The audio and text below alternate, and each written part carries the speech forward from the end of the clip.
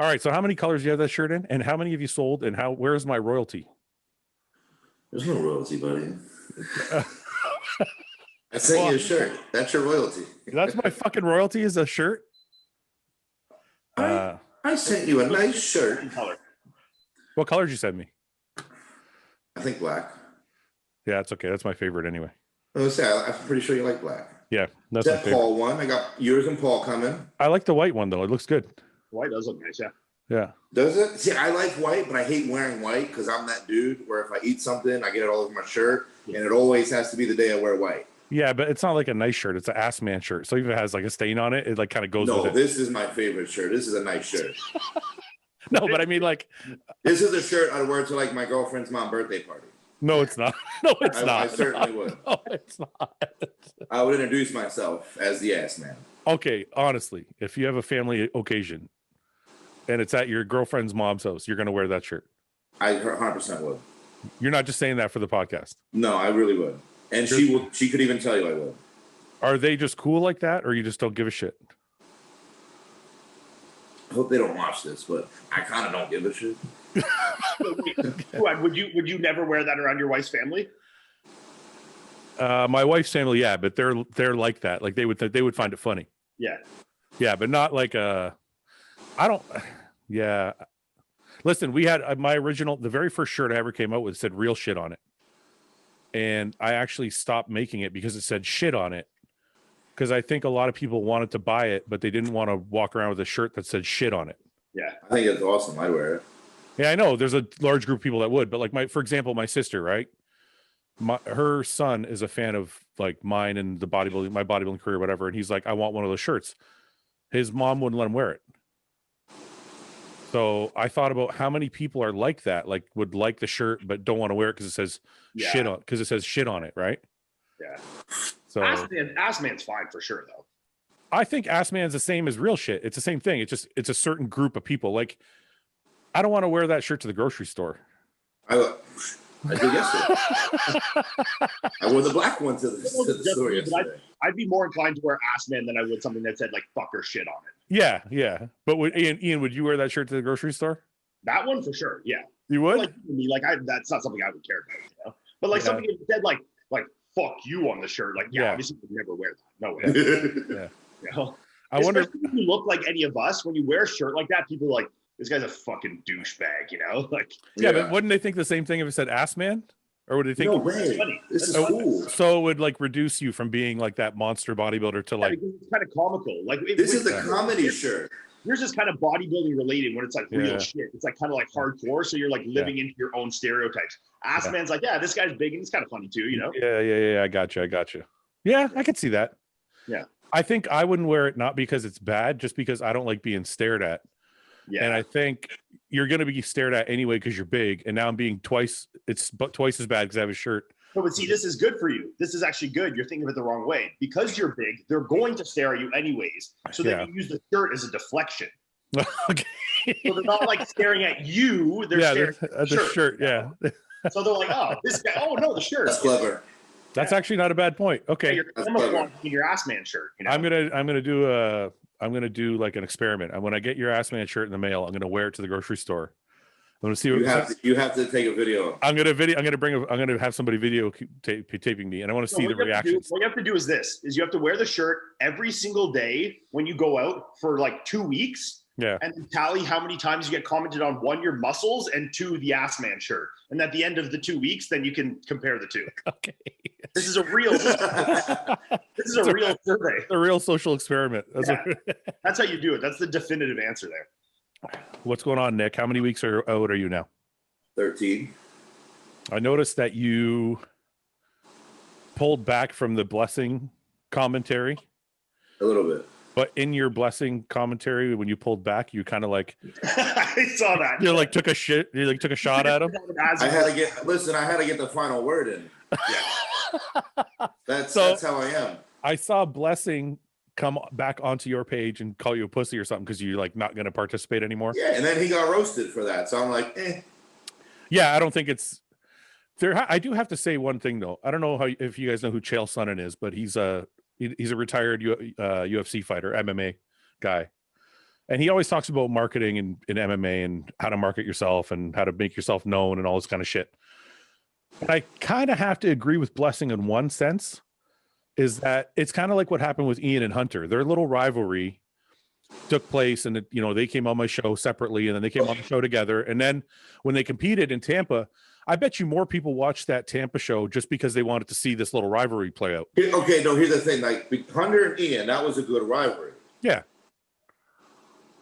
But me and Blessing were at a whole nother level than Hunter and Ian were. Oh, you mean because it got shittier?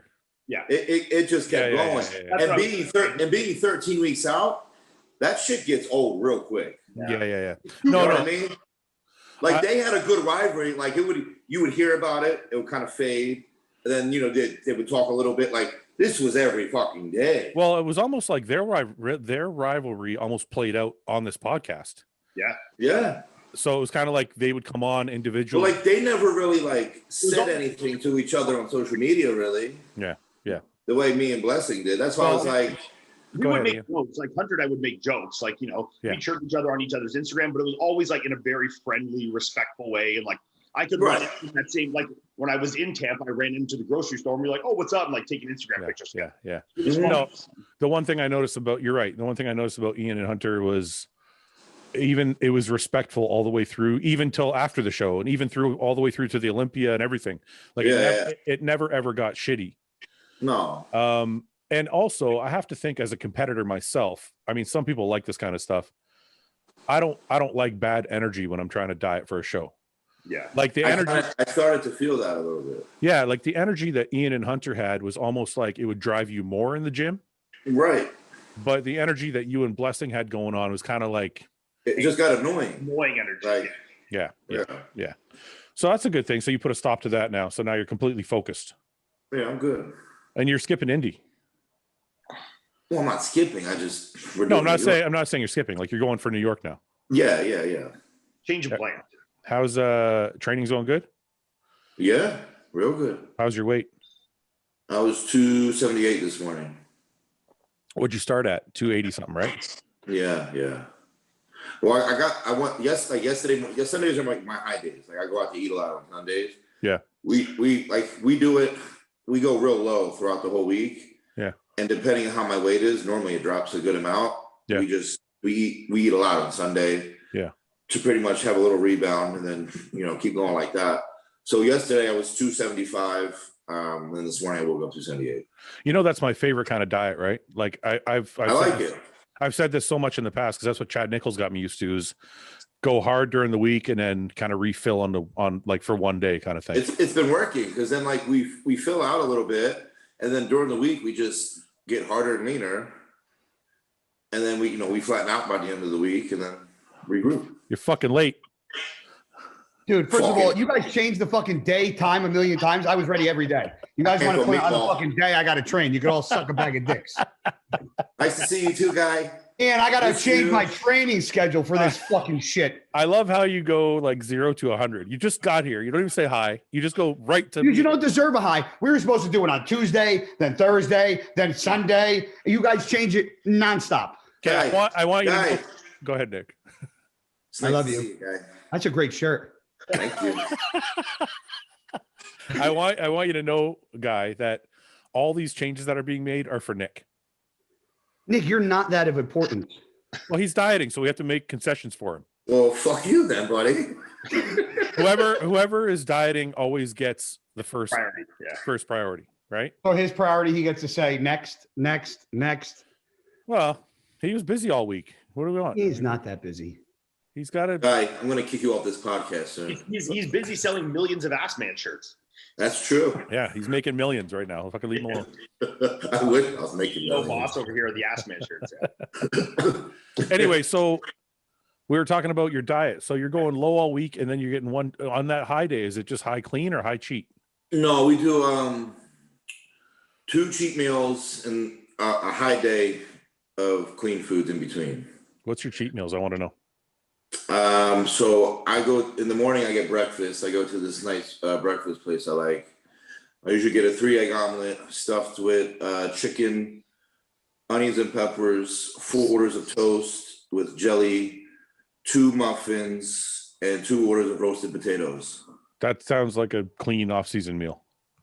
Well, that's what the fuck I like. I don't know what to well, there's no pancakes in there. There's no waffles. I'm not a pancake guy. Waffles? Not really. I like muffins, man. I could eat a million muffins. Ian, you don't like waffles or anything either? I like waffles more than pancakes. Pancakes. I'm the same exact way. I would side with Dan 100%. I'm the only pancake guy here. Fuck you guys. Am I the only muffin guy? It's soggy fucking bread. Waffles has like fucking bread. Like it's like but it's soggy with syrup. It's delicious. Am I the only muffin guy? No, I like muffins. Yeah, I like muffins, but not for breakfast. What? No, like I like muffins, but I don't eat them with my breakfast. I eat them is that like originally like a breakfast kind of like treat? Yes. Yeah, but I don't. What at Tim Hortons, you get coffee and a muffin. You know? I'm not saying you can't have muffins for breakfast. I'm saying I don't eat muffins for breakfast. I think muffins are like a breakfast treat. Yeah, that's fine, but I'd rather have pancakes. Is all I'm saying. No. What kind of pancakes? I like them like blueberry or chocolate chip. Blueberry's good. I can go blueberry. Okay, so after your breakfast cheat, that's not really a cheat. What's your second cheat? That's not really a cheat, probably. Let me just interject that only in Fouad's world is like diner, like potatoes and muffins, not cheat. Not cheat. I know, not. He's like, that's really clean. I need that free context. It just doesn't sound bad enough to me. It's like he said, like eggs, chicken, potatoes, and toast. The only bad thing was like muffins. Yeah, but like you wouldn't eat that traditionally as your breakfast when you're 13 weeks out.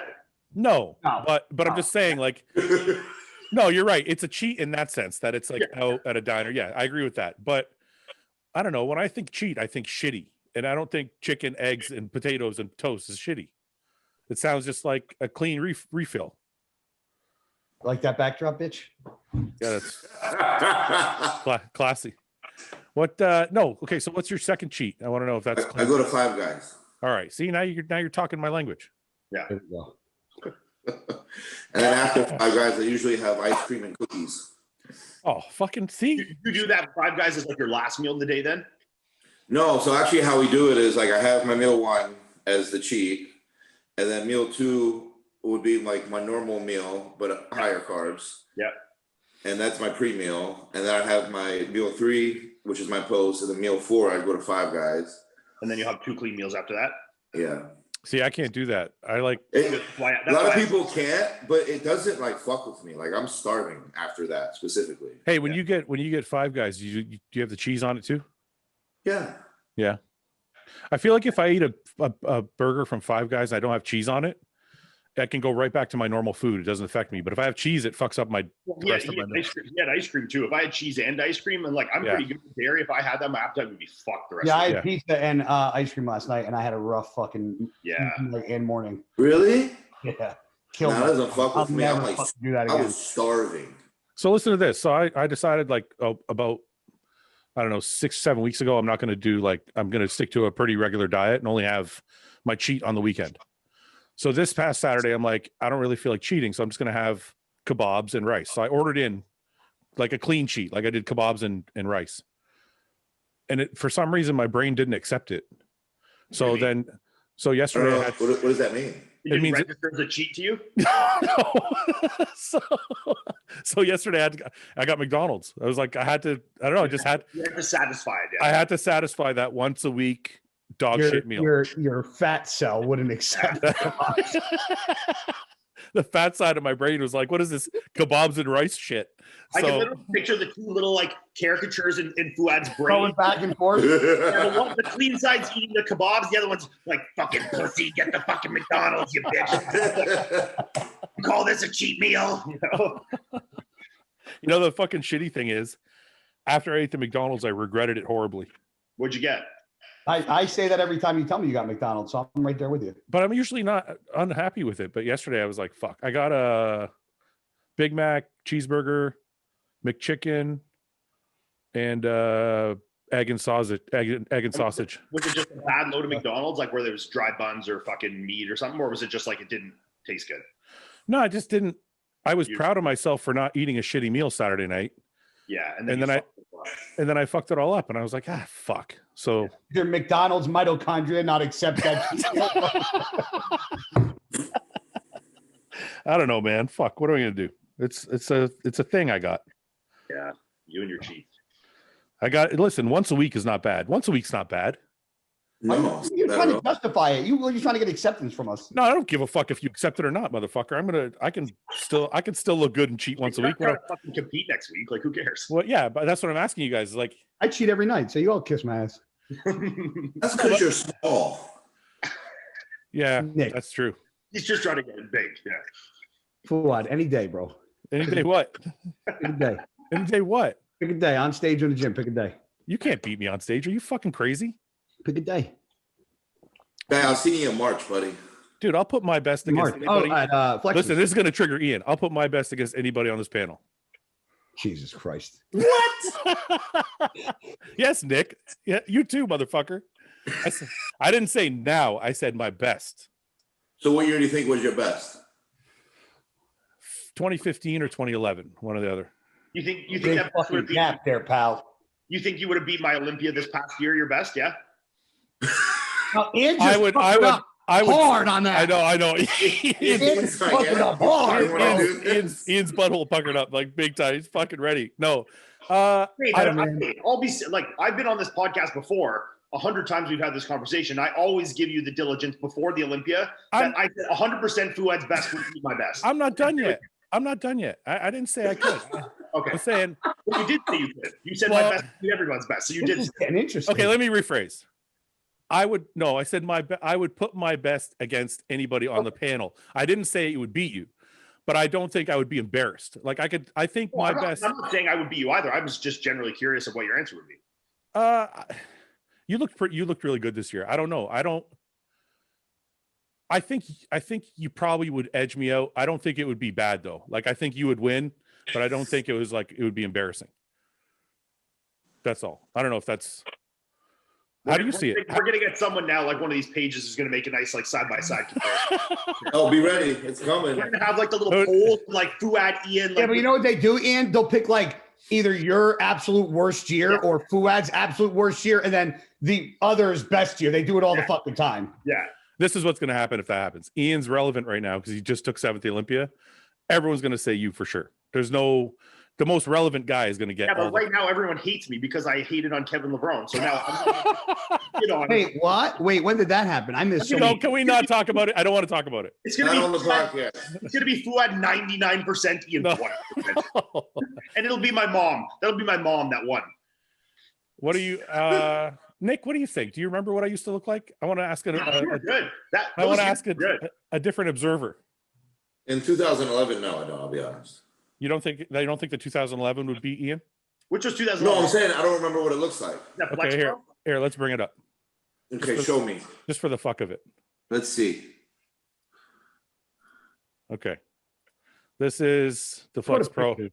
Wait, you pulling up a 240p video? Come on, you got pictures on your Instagram. No, this is better. It's a video. Look at this. Wait, it's gonna get clear in a minute. Bro, this is bad video. Potato camera. Wait, it's crazy. It's bad. This is what did you film this with? The iPhone. You can see that. It's fucking clear. Shut up. Yeah, I can make out who it is. Dennis, Wolf, Evan Centopani, Evan, and Dexter. And that's me. What'd you get at this show? I got 3rd here. Did you? Yeah. Evan won, eh? Evan won. Dexter took 2nd. I took 3rd. So you beat Dennis Wolf here, right? Yeah, Dennis was off. Yeah, he looks fat from the. Oh, you look good, bro. Yeah, you look really good. And what'd you weigh this show? Like 250? I think I was right around 248 or 250. Yeah. That's what I weigh on stage. Yeah. Okay, we don't have to watch the whole thing. So what do you guys think? Is that going to match up? Nick, do you think you could beat that? Yeah. I didn't expect anything different, dude. I was like, I knew Nick would say fucking 100%. Yeah. I like that. I would put that up against you, Nick. Yeah, you can. You can put it up against me. Well, this is why I would put this up against you. Okay. I think this physique here could beat Justin Rodriguez. Yeah. And Justin Rodriguez beat you in Chicago.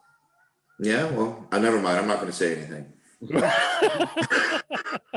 I don't know if I like this game. We should stop doing this. You guys are going to get offended. Listen, everybody thinks they're great, but at the end of the day, like Ian says, you got to go by the numbers.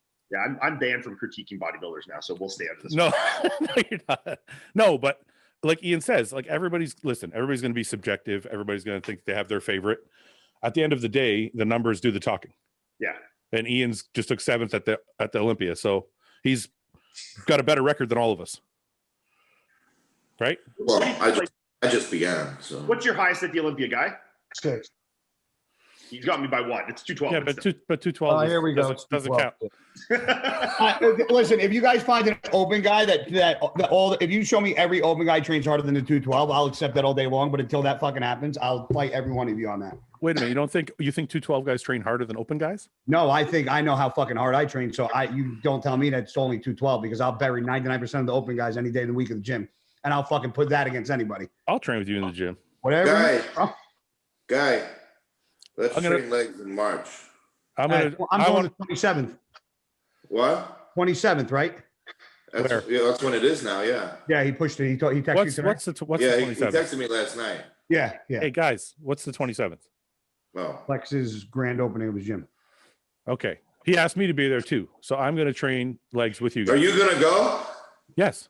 I'm gonna fuck you up in legs for I've been waiting for this moment. No, you're not. Your old ass. I'm taking you. I've seen you train legs. That's scary. What?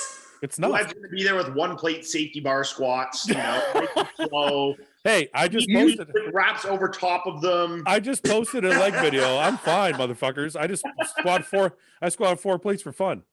There you go.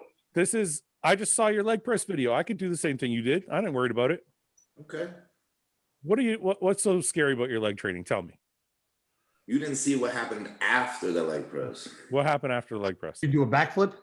I guess you're going to have to wait and see now. Guys, the funny thing is, I don't know. This might be somebody might think this is a misstatement, but I'm pretty sure we all train relatively at the same level. 100%. I just like to bust all your balls. Yeah, we like to fuck around. I'm the oldest, so I would definitely have to take the most precautions. But we all train with no intensity, though. No intensity. According to Ben, yeah, we all train 0% intensity, but just maximum effort. Maximum effort, yeah. Wait a minute. Oh, Nick's gonna get on. Oh, he's actually right in the physics definition. Right. In the definition, like the physics definition. Don't train with intensity. No, intensity is technically what it is in a. Like relative to your 1 rep max. So like a 1 rep max is 100% intensity. So if you're doing a set of 12, even if it's the absolute human failure, the hardest set ever done for 12 reps, it is less intense than a 1 rep max. Which is true. Physically, I mean. It might be true. It's not saying it's less effort. It's just saying it's less intensity. Yeah, it's not, he's not saying it's not as hard, but he's saying as far as like the term intensity, which is based off of. It's literary semantics is what it is. I don't agree with it. Oh, it doesn't matter if you agree. It's like it's a measurable. He's changing the fucking definition right here. I don't agree with that. He's going on Wikipedia. Call fucking Webster himself and fucking have it. Sending a concerned email to Webster's. And Ben's been getting shit on ever since he said that because bodybuilders connect the word intensity with effort and how hard they work. Like Branch Warren or a Dorian Yates. Yeah. So is he saying Branch Warren isn't intense? Well, no. What he's saying is this: Branch Warren trains like his failure point is like, let's say he fails at 15. Yeah. It would be more intense if he failed at 14, and more intense if he failed at 13. And every time you go down, it's more intense, right? So that's all he means. It's not that his 15 rep squat with 405 is not intense. But if he did a 415-pound squat for 14 reps, that would be more intense. Agreed. Do you understand? Hey, wait, I got a little like crux to throw in this. Maybe I'm just like overthinking this. Okay, now what if I do a set of chest flies, exhaust the shit out of my chest, so that I can only bench press like 225 for a 1 rep max? Okay, let's say that. Yeah. But then that's a 1 rep max of 225. That's now maximal intensity. But then the next day I can do 225 for 20 reps when I'm fresh. Which one is more intense? No, but because Ben explained to me that the true intensity is measured with the time that you've recovered as well. Because the one thing I said to him was, because we were talking about the reason it came up with me is because I take short rest breaks. Yeah, I was on the podcast with you. No. But I mean, I talked to him afterwards. Oh, okay. And he explained because I needed more explanation. I'm like, I don't get it. And he's like, the amount of time you rest is also factored into that level of intensity. Well, I get it because you have time to recover. So if you're doing 315, for 10 reps and you're failing, right? Yeah. But you're taking 2-minute rests. And then the next day you come back and you do 315, but you're only doing 1-minute rest. It means you didn't fail fully the first time because you're not taking the same amount of rest. Yes. Okay. So basically what he's saying is rest is factored into the weight as well. Sure. Those are all, it's all part of the formula for intensity. I get it. So what he was saying to me is I don't train as intensely as I could because I train with short rest periods. Yeah. Yeah. So that's like you, Guy. Like, Guy, you train with like 1-minute rest periods too, right? Yeah, pretty quick. Depending on what, sometimes depends on the exercise. Obviously, like I'm doing squats, I'm not gonna fucking wait a minute. Yeah. Yeah, for squats, I take a longer rest too. You know, certain movements, you know, depending upon how winded I am, or if it's like a drop set, or you know, that I take that all in consideration. Nick, you take longer rests, right? I just go when I feel ready. Like I don't. Yeah, that's kind of, but I said that to Ben. I said, you know, it's not like I'm timing it. Like it's like, oh, I got to go 45 seconds. I'm like, I just like I've trained this way my whole life, so it feels like I'm ready to go after a minute. Yeah. Yeah. If I feel ready, I go. But Ben says that your ATP and everything is like physically not possible that it's back to 100% within a minute. He said everybody would probably be a little different, but he said a minute's not enough time. Yeah. So I don't know, but it's kind of an ongoing debate. You know, I used to have this debate with Evan because Evan takes a little bit longer rest because his theory is always the stronger I am for my set, the more muscle I'm going to build. And I've always been of the theory that I train for maximum blood, maximum pump. So I like going like quick, like within a minute, right? Kind of like a Jay Cutler scenario. That's how Jay Cutler trained. Right. So it's always been an ongoing debate. Is it better to go shorter rests and keep like that maximum pump, or is it better to do longer rest and train heavier? I like whatever works best for your body. I think with the compound movements, you take a little longer, then you know the other movements you can move a little faster on. That's what I do. That's what I do. It's like if it's stuff more isolated stuff, like I'm doing obviously arm training. I don't need to take a 3-minute break. Or quad extensions, you know, like I don't need to do fucking 5-minute breaks. But if you're doing a heavy set of squats or deadlifts or bent over rows or T-bar rows or like something that's like, you know, cardiovascularly exhausting, you know, then I'm obviously going to take the adequate break to make sure I'm ready. Ian, you're working up your 5 plates, or you're working up in on your reps on your 5-plate squat, right? Yeah. I mean, I've moved up to 6 now, but yeah. Oh, you're up to 6 plates now. Yeah, I did 6 the last one. Yeah. Oh, I didn't watch that. 1 second. Really? Well, there was a Smith one with 6. Yeah. That's still heavy as fuck. Who cares with Smith machine? Smith better than free squat. I like it better. Why do you use a Smith? I don't know, I just switch it up. I kind of jump between the two. I find with Smith, I can get my footing better and I can take a lot of tension off like my back and keep it where I want it. And like, you know, I step my feet a little farther behind me. So it's not like doing a sissy squat. My feet aren't in front of me. I step them behind me, you know? Yeah. I was going to say, I like that I can put my feet a little bit closer together on a Smith machine. Yeah. Because of where I can put my foot placement. I feel like I don't need to have my legs as far apart. Yeah. So you got, let's see here. This one's a 6. Did you see did you see my squat? Holy fuck, it is. That's good. That's a nice Yeah. It's like in control too. Nice. Now we're all just watching each other's videos. Awesome. Complete waste of I don't know why anybody's watching the podcast now. They can just do this themselves. No, but I saw you were doing like a 5-plate. You were trying to knock out like a certain amount of reps. Yeah. So what was your goal? 15, which I did. Oh, so then you moved up to 6. Yeah, I just wanted to. Like I was all like this was during my like recovery phase after the Olympia. So like I find my squats are like the one movement that doesn't suffer. Like you know when you get off like your pressing just goes to shit. I find that's the thing that suffers the most. Like especially chest pressing. Yeah. So I'm not going to set any fucking PRs with that. So I've made just like a mental goal or focus and put into my squats. Like obviously it's not 100% strong. Like even when I was like 18, I'd done this for like 15 reps. But I mean for this point of the year, it was good. So I just wanted the goal to work up to 15. And then when I got 15, I moved up to 6 plates, and I want to get 6 plates for 15. But I want to get on the Smith first, so I haven't got there. Dude, age matters, man. Oh my God. I was going to say. I was just going to say, the fact that you did that at 18 doesn't mean anything to me. Like I'm way more impressed by yeah, but my 15 that age also was like, it doesn't look the same, you know that? Yeah. It's more like throwing it around and frantic. Yeah, you don't feel it the same. It's fucking different. I'm most impressed by like Stan Efferding. Yeah. You see the guy's like 50 years old. He's still squatting like fucking 6 plates. Nothing. Like anybody in their 20s can, not anybody, but it's going to be a lot easier to squat 4 plates, 5 plates in your 20s. Especially squatting of all things. Yeah. Yeah. And then keep doing that for 20 years. It's like, yeah. Like you can keep your like deadlifts good or your pressing good if you don't tear your shit up with, you know, that kind of stuff. But to be squatting good into your like late 30s, 40s, 50s is fucking hard, man. I'm always blown away by Stan, man. I don't know how he does it. Yeah. I don't know how he does it. He's just all the videos he posts. I'm like, I can't imagine being like, I don't know how much older than me he is, but it's like, it seems unreal that he's squatting or doing whatever he's deadlifting, whatever he's doing at that age. I think he's also, for him, he's mastered his technique to minimize like knee shearing for him, you know, like if you notice how he squats very powerlifter where he comes into like very closed V when he squats, you know. He doesn't like upright squat like we would for like obviously like hits his fucking knees.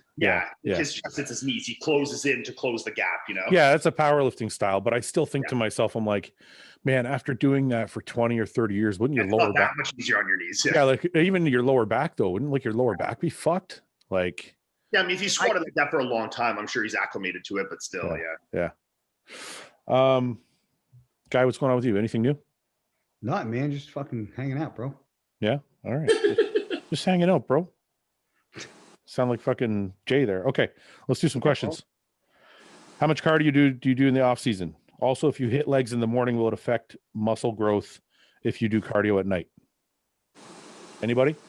Well, I mean, my general rule of thumb is I just leave it to keep my cardio as far away from my training session as possible. Ideally, I don't do any cardio on my quad days. Neither do I.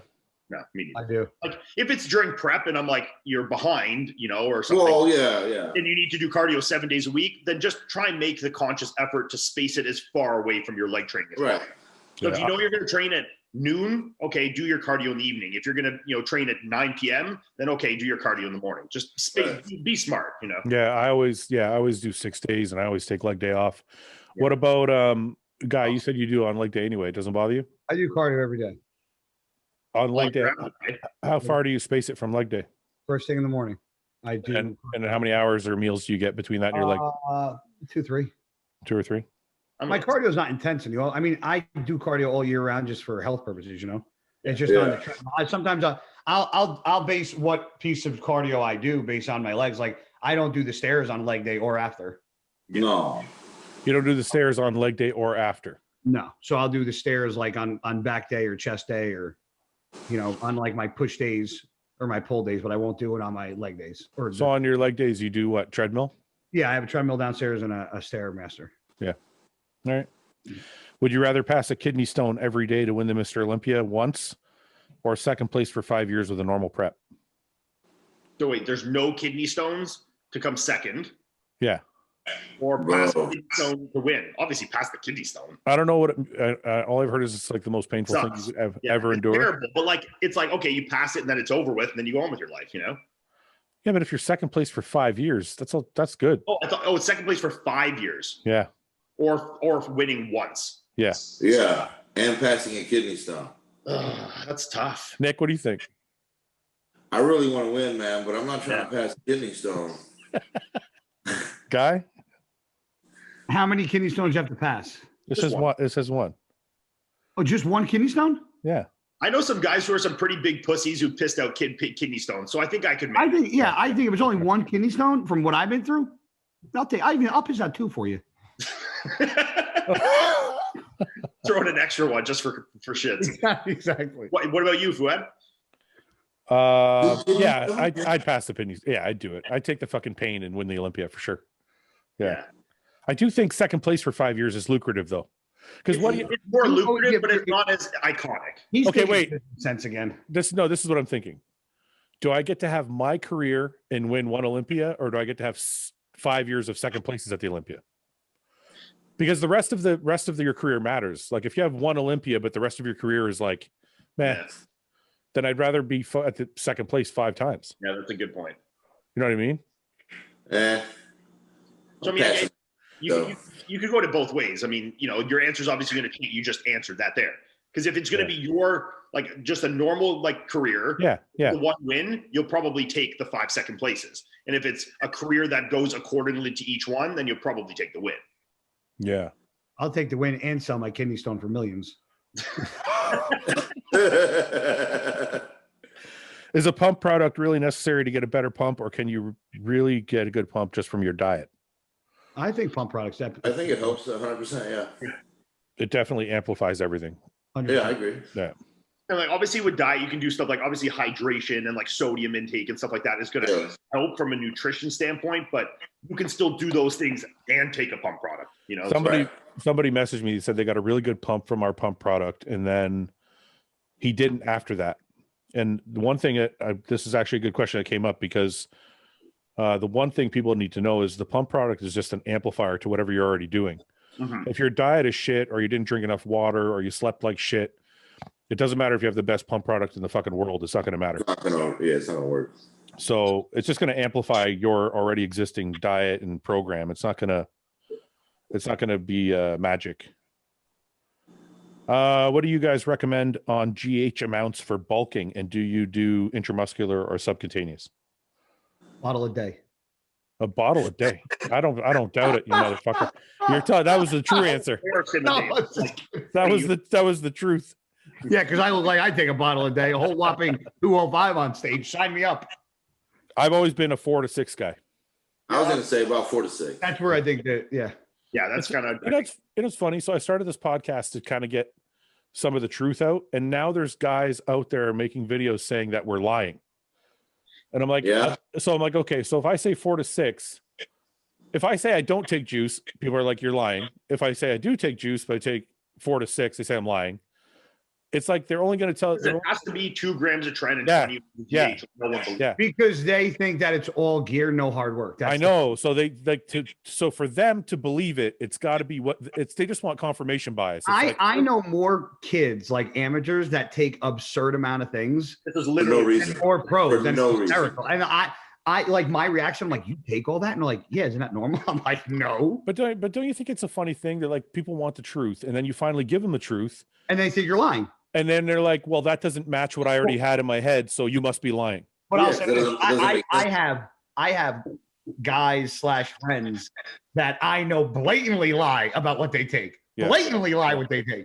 Yeah. So I can't blame people for feeling that way, because there's some pros that I think will fucking lie their ass off. Yeah, I'm sure I'm sure not everybody's telling the truth, but like, I don't know. I mean, how bad is somebody lying? If they say they take...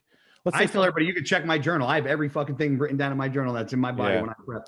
I guess you're right, guy. I guess it's probably like if all of us are telling the truth, but then there's a bunch of other people that aren't telling the truth, it makes us look like we're lying too. 100%. Because birds of a feather. Yeah. I get it. That makes sense. Okay, so we're saying 4 to 6 is pretty reasonable. Yeah, I would say 4 to 6. I think like a higher end is like 8 to 10. I've heard some guys do. No, but he's saying for bulking. So I don't think going that high in the off season is necessary. I know a lot of guys hated taking GH in the off season. Yeah. I've always 4 to 6 is your sweet spot for off season, I think. That's what I think too. Subcutaneous or intramuscular, I've heard both. I've always done it IM, but me too. I've done both. I've done both too. I didn't really feel like I noticed but when I do it IM, I'm not like pulling out like a 23 gauge 1.5 inch. I'm going to preface. Wait a minute, guys. So Iain, you're still using like an insulin needle, right? But I get the long ones. I get like a half inch. I get half inch, and I'll like just put it somewhere that's lean, you know? Yeah. Okay. And Guy, what were you going to say? I don't remember. You forgot? You were going to say a subcutaneous or intramuscular. You said you're going to say something. You said you've done both. Oh, I've done both. And I'm not a guy that can be like, yeah, I took this or did it this way and could tell a difference. Sometimes I'm like, I don't fucking tell a difference. I can't tell. No matter how I do it. Yeah, I can't tell the difference. I can't tell whether I'm taking this compound or this, or if this one makes me more angry or this one makes me I'm like, to me, it's all the fucking same. No, I can tell the difference between some stuff. Like I can feel a difference in my temperament when I take tren. Yeah, everybody says that, but and my sleep too. My sleep gets fucked up too. When I get like pissy when I'm like hungry. Well, you're angry all the time anyway. You're more angry than I am. Only thing when I take tren, I get sweaty as a motherfucker. Like I sleep and I like just sweat like crazy. But I get sweaty real bad, but never lose sleep. Yeah, I never lose sleep now. I sleep I can't say I've noticed a difference between the GH and what times I take it. Because I've had some people tell me, oh, take it pre-workout, post-workout. I'm like, okay, I tried that. Don't like it. Take it morning and night. Didn't you like it? I didn't. when I take it in the morning, I definitely feel like a fuller feeling, right? Yeah. Throughout the day, which I like. When I take it at night, I wake up and I feel tighter. Okay. I think what I finally settled on was morning and post workout. That's what I do. That's kind of what I like best. It's kind of what I felt like I felt got the best results from it. Yeah. So I can definitely feel a difference in timing. But when it comes to, and Guy also, when I take DECA, I can tell my anxiety is different too. I feel shittier, like anxiety, depression is worse on DECA. Like DECA, EQ, NPP, like stuff like that. Yeah. Can and should a natty lifter train as an enhanced lifter for gaining muscle? Just train fucking hard, man. Yeah, right. It's not complicated. The thing that like so many natural people worry so much about the specifics of like being natural. Like, I'm natural. Do I need this? What's supplements for a natural bodybuilder? What's training split for a natural bodybuilder? It's all just fucking bodybuilding, man. Yeah, and they also forget that we all, I mean, I don't know about you guys, but I didn't start fucking training with a needle in my ass. I trained with fucking natural for a very long time. We all like, I don't understand that for a natural guy. Like, hey, idiot, don't you know that like everybody starts off natural unless they're really that stupid? Yeah. Right. I had Doug Miller, who people don't think is natural. I happen to believe him. But I also had Bob Waterhouse, who also people don't believe is natural, but I believe him. Both guys said the same thing, which was they fucking trained the way we train. They train the way we train. They eat the way we eat. I think Doug said he ate a little bit cleaner in off season, but Bob Waterhouse, if you go look at Bob Waterhouse's fucking off season photos, he's fucking bulked. He's blown right out. Like he bulks to the max. Yeah. I mean, I train some natural clients and they train the fucking same as everybody else. Yeah. I don't know why people try to make it so complex. Like, oh, it's so annoying. Yeah. It's weird to make it harder on yourself. I'm like, look, it's working for us. I know we're on, but you know, it's working for obviously some natural pros are doing it too. And it's working for them. So, you know, I don't know. With anything like this too, is you need to know the feedback and what you're getting. Like if you're doing a certain type of training or a certain split or a certain amount of volume and you're not recovering well, you're noticing your strength is declining, your fucking joints are sore, your sleep sucks. Well then, okay, yeah, maybe you need to back off something or maybe you need to revamp. But that still happens for guys taking fucking PEDs too. That's not like universal for only natural guys, you know? Yeah, no, totally true. It's like when I did, I tried doing 2-a-day training. Yeah.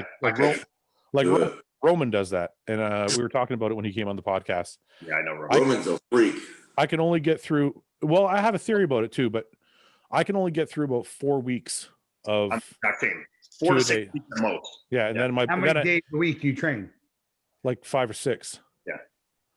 So I was doing it in the last 4 weeks of my prep because I didn't want to do cardio. So I'm like, not because I didn't. Okay, let me rephrase that. Oh yeah, he always wants to get a rephrase too. He's trying to get it. He's like, oh no, you said it already. It's said it. That's it. You feel bad every time. He's like, whoa, I didn't mean it the way I said. I meant it like, listen, I like doing cardio. I don't give a fuck. I meant it like I wanted to try something different. I wanted to see if training in the morning, because I'm still going to burn the same amount of calories, if not more, would make me look better instead of doing cardio and training at night. So I do 2 trainings in a day, see what happens. That's what Cutler did. I look better. That was 2015 when I won shows, but I also found that it was only 4 weeks before I started to get burnt out. Yeah. And then like elbows started to get sore. I started to my libido would drop. My appetite would go away, all that kind of shit. But the theory about Roman, I kind of have this theory about everybody. The way you start training is the way you kind of build your body up. And that's the way that's what works for you. Like Roman can do what he's doing because he's done that from like the very beginning. Yeah. Well, Roman can do what he's doing, but it's also preventing a lot of growth for him. But it worked for many, many years. Yeah. I think it's preventing him now, but you got to. Right. But it's you say the same thing about Branch in the later part of his career. Yeah. Like, the way he trained, but the way he trained got him to where he fucking is, right? But I have that, like somebody said to me, oh, Fouad, you got to change the way you train. You're getting injured, blah, blah. And I'm like, I find it weird that like, let's say I trained the way I trained, then all of a sudden I trained like, and I'm going to use Dexter only because Dexter didn't really do any like heavy compounds. But like, let's say I all of a sudden started training like Dexter. I don't think I would look the same because my body is built a certain way. Yeah, you're acclimated to train a certain way. Yeah. So like if Branch Warren all of a sudden started training like Flex Wheeler, he's not going to look like Flex. Like he's not going to still look like Branch Warren. He's going to look worse, right? I agree. If you drop the soap on the floor, is the floor clean or is the soap dirty? Soap's dirty. Guy? If you drop the soap on the floor. Look, he's just got to think hard. Just in case is the floor clean or the soap dirty? Yes. Well, the fucking soap is touching a spot on the floor. Yeah, so is where the soap touched the floor, is that spot clean or is the soap dirty? That requires scrubbing and other things to be clean. The soap's dirty. The soap would be dirty. Okay. You have to do. That's like if you drop a piece of soap into the palm of your hand, is your hand clean? No, you gotta. In that one spot, it might be clean. No, it wouldn't. 0%. Oh, you gotta wash them, man. Is that how you wash yourself, Fouad? You just like we're just gonna come back to the old dick cleaning conversation now. Just takes soap and just like slaps it on himself. Yeah. Is this going to come into the chicken juice again? You're going to try comparing how you clean it? Listen, I'm just trying to make sure we're right. I don't want to, I have to like. We're right. Okay. What was the weirdest workout you've seen someone do? Like something you would look at, tilt your head, and ask, "What the fuck is going on here?" Oh, it's hard to think of. There's many, bro. Yeah, there is. I can't think of them, but I can recall many times so many that it's like looking over and thinking, "What the?" How many times you guys see somebody using a calf machine for a squat machine? Yeah, I've seen them all the fucking time. I did. Yeah. They're standing like back like calf machine. Yeah, go on it and they squat in, and I'm like, you motherfuckers got to read a book. Yeah, I saw a guy doing a shoulder press in the leg press. In the leg press. Yeah, he had his knees on the back pad, facing in. I've seen. He was pushing on the. Oh, actually, Charles Glass had me do that once. Yeah, oh, come on. This is. I've seen actually good bodybuilders do this. Yeah. Why? Yeah. Is it? I don't want to say your hammer strength plate loaded shoulder press is just not good enough. You know. No. Oh, can somebody explain something to me? And I forgive me if I'm an asshole for saying this. What is the difference between doing lateral raises with a dumbbell and lateral raises with a barbell? You mean with the weight holding a bar out? I've seen guys doing a barbell. I think that's more like stabilization muscles, like wrist extensors. I don't know, or just to be cool. Is there such a thing as stabilizer muscles? I think it's just something cool. Bodybuilders say. Because you have to stabilize this way too, because it's long. But I mean, like that's fucking so. I can stabilize other thing long when someone needs a barbell, buddy. No, here we go. Fucking little dick. It's fucking half a meatball. You're a little meat. Easy there, buddy. You're a little meatball. We can easily have a measuring contest live here if you want to get fucking started with me, bud. You want to squat? You want to challenge us to 100%, Nick. Don't buddy whip their dick out on this podcast. I'll whip the dick right out. Monetized here, Fouad. Oh, right on the fucking camera. Right on it. Just slap it on there. Fucking idiots. No, what were we seriously, what the fuck is the point of so the barbell thing is just for looks? I think it's completely stupid. I think it's stupid in my Okay, opinion. good. I'm not the only person, thank God. Okay. What movie villain would you all be? Bane. Venom. Bane? Bane. You're Venom. Venom's a good one. Ian? Oh, I'm trying to think. I'm Professor Xavier. Is that no? That's a good guy. That's not a villain. He picked the nicest guy of everybody. That's me. The nicest guy of the good guys too. You went complete. You guys are the X-Men. I kind of take care of everybody. No, right, Mr. Clean, relax. I don't know who the fuck I would. Easy fucking little long dick over here. Little long dick. LD baby. What? I don't know. Who is Ian? Ian's got to be an easy one. He's always a heel. Yeah. What? Ian's always a heel. So who's it gonna be? I don't know. Who's a good villain for Ian? Who's like the bad guy? Like who's the opposite of He-Man? Skeletor? No. Who's Wolverine's brother? Oh, that motherfucker. Yeah. Sabretooth. Yeah. Sabretooth. Yeah. He's got that fucking look. That fucking yeah. See, I get that all the time because of my teeth. Yeah. I think I got to look it up. I don't know that one. Really? I'm not a comic book guy. Well, good, because this was obviously in the movies with humans, but oh, this was in a Hugh Jackman movie. Yeah, was it? It's in the movies with other people. All right, it's called Wolverine. Yeah, or X-Men Past, or the other X-Men with fucking 1,000. Yeah. No, yeah, it's this one though. Oh, this guy. Yeah, that guy looks like Ian, kind of. It's Liev Schreiber, yeah. Yeah. No, I don't know. I don't buy it. Badass though. This guy? You don't. Yeah, you don't buy it.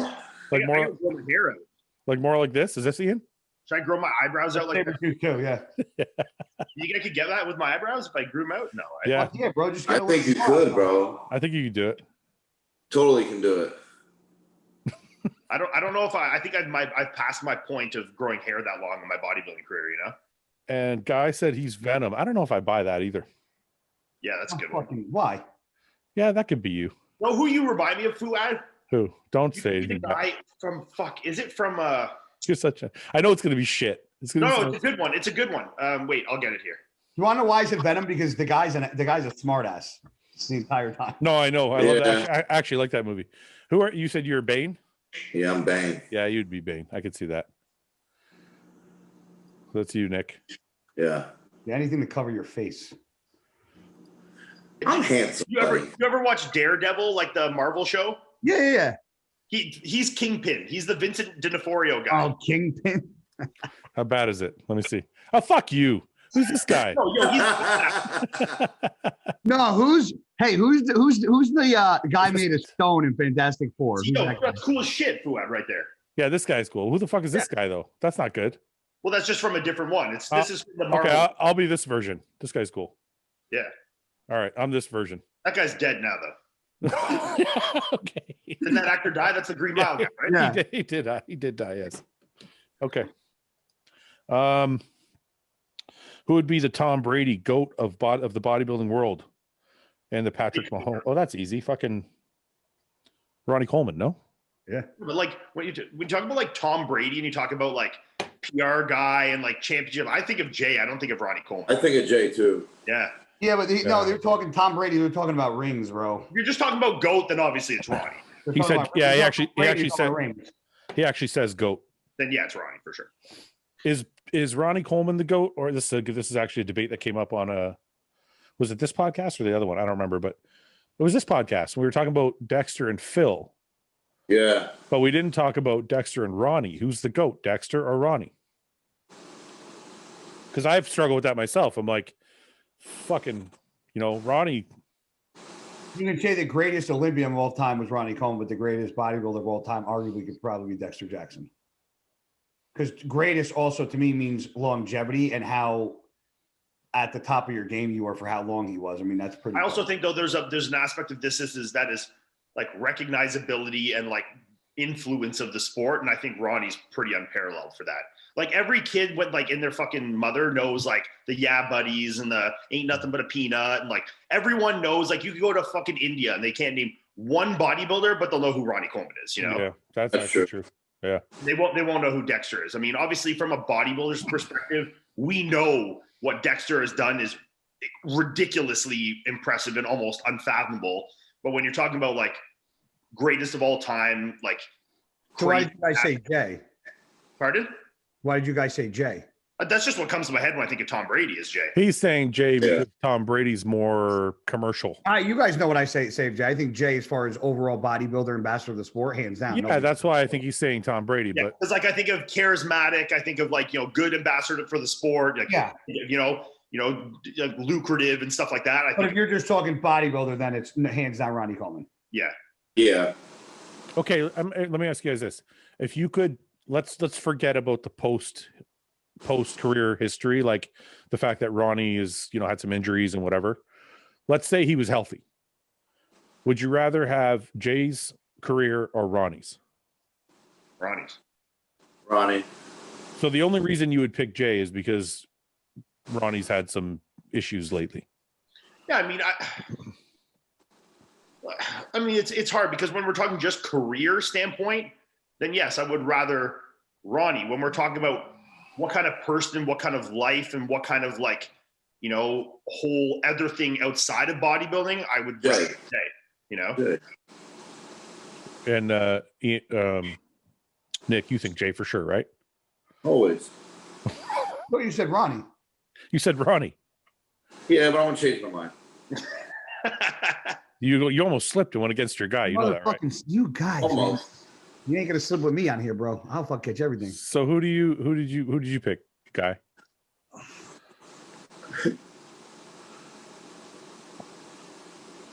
It's hard, man, because Jay has like this business side of bodybuilding that he's mastered that Ronnie doesn't. That side I choose over Ronnie every day. But just from competitive standpoint, it's hard not to pick Ronnie. You know? Are we just talking competitive standpoint?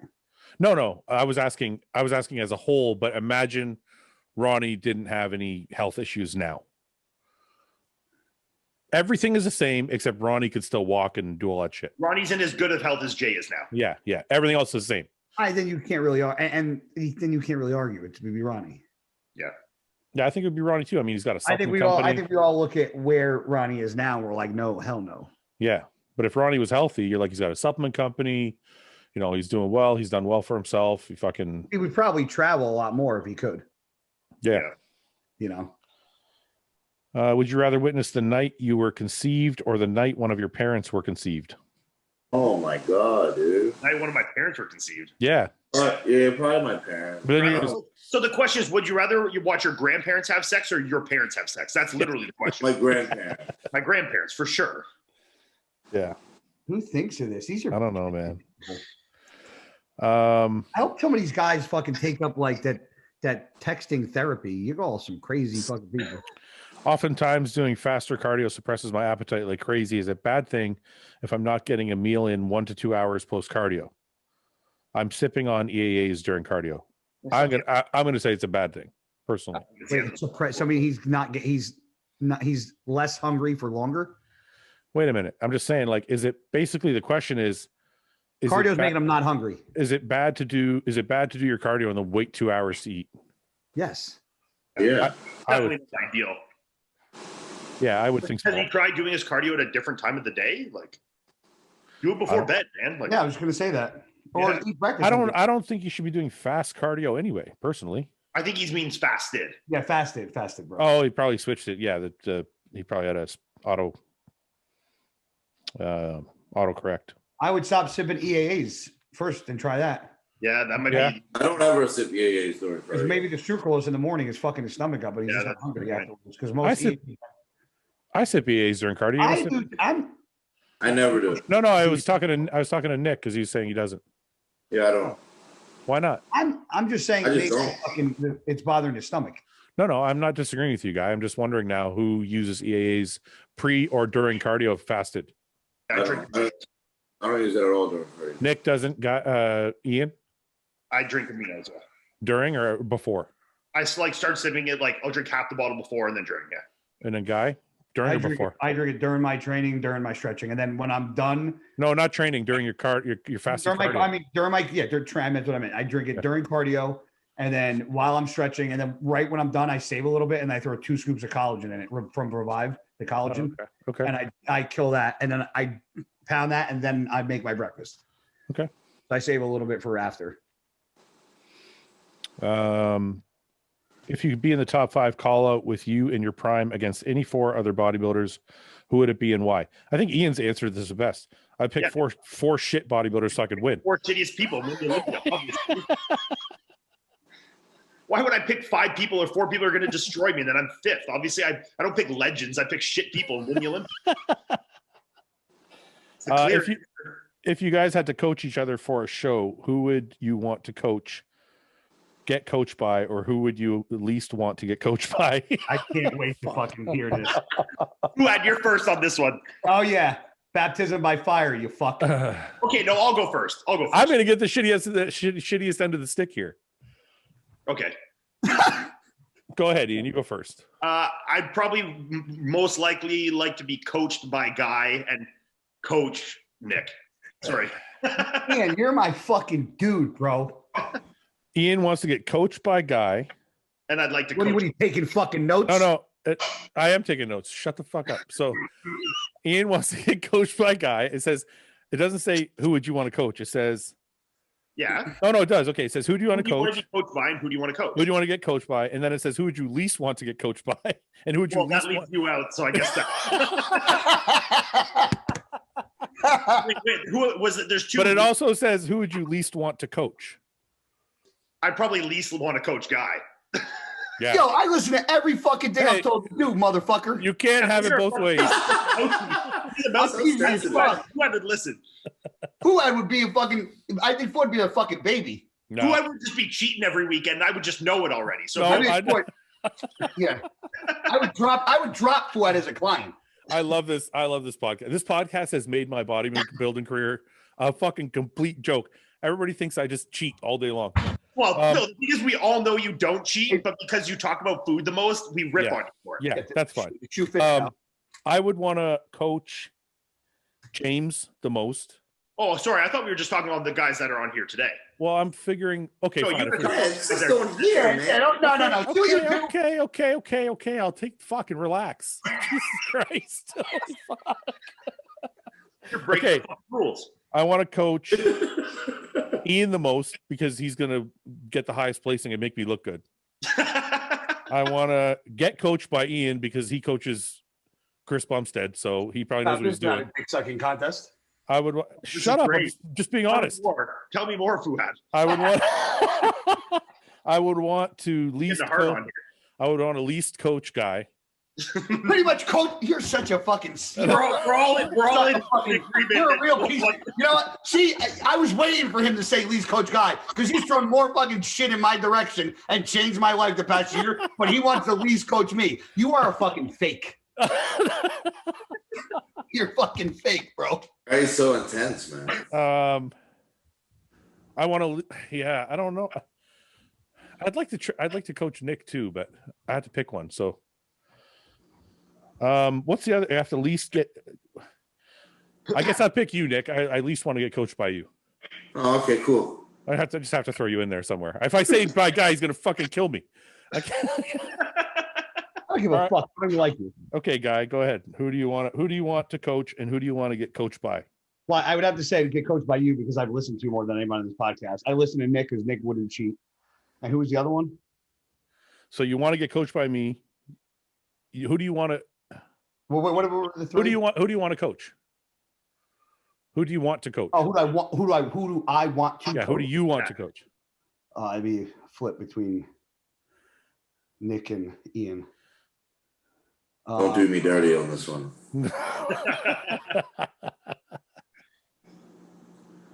Well, wait, give me the other two first. Give me the other two.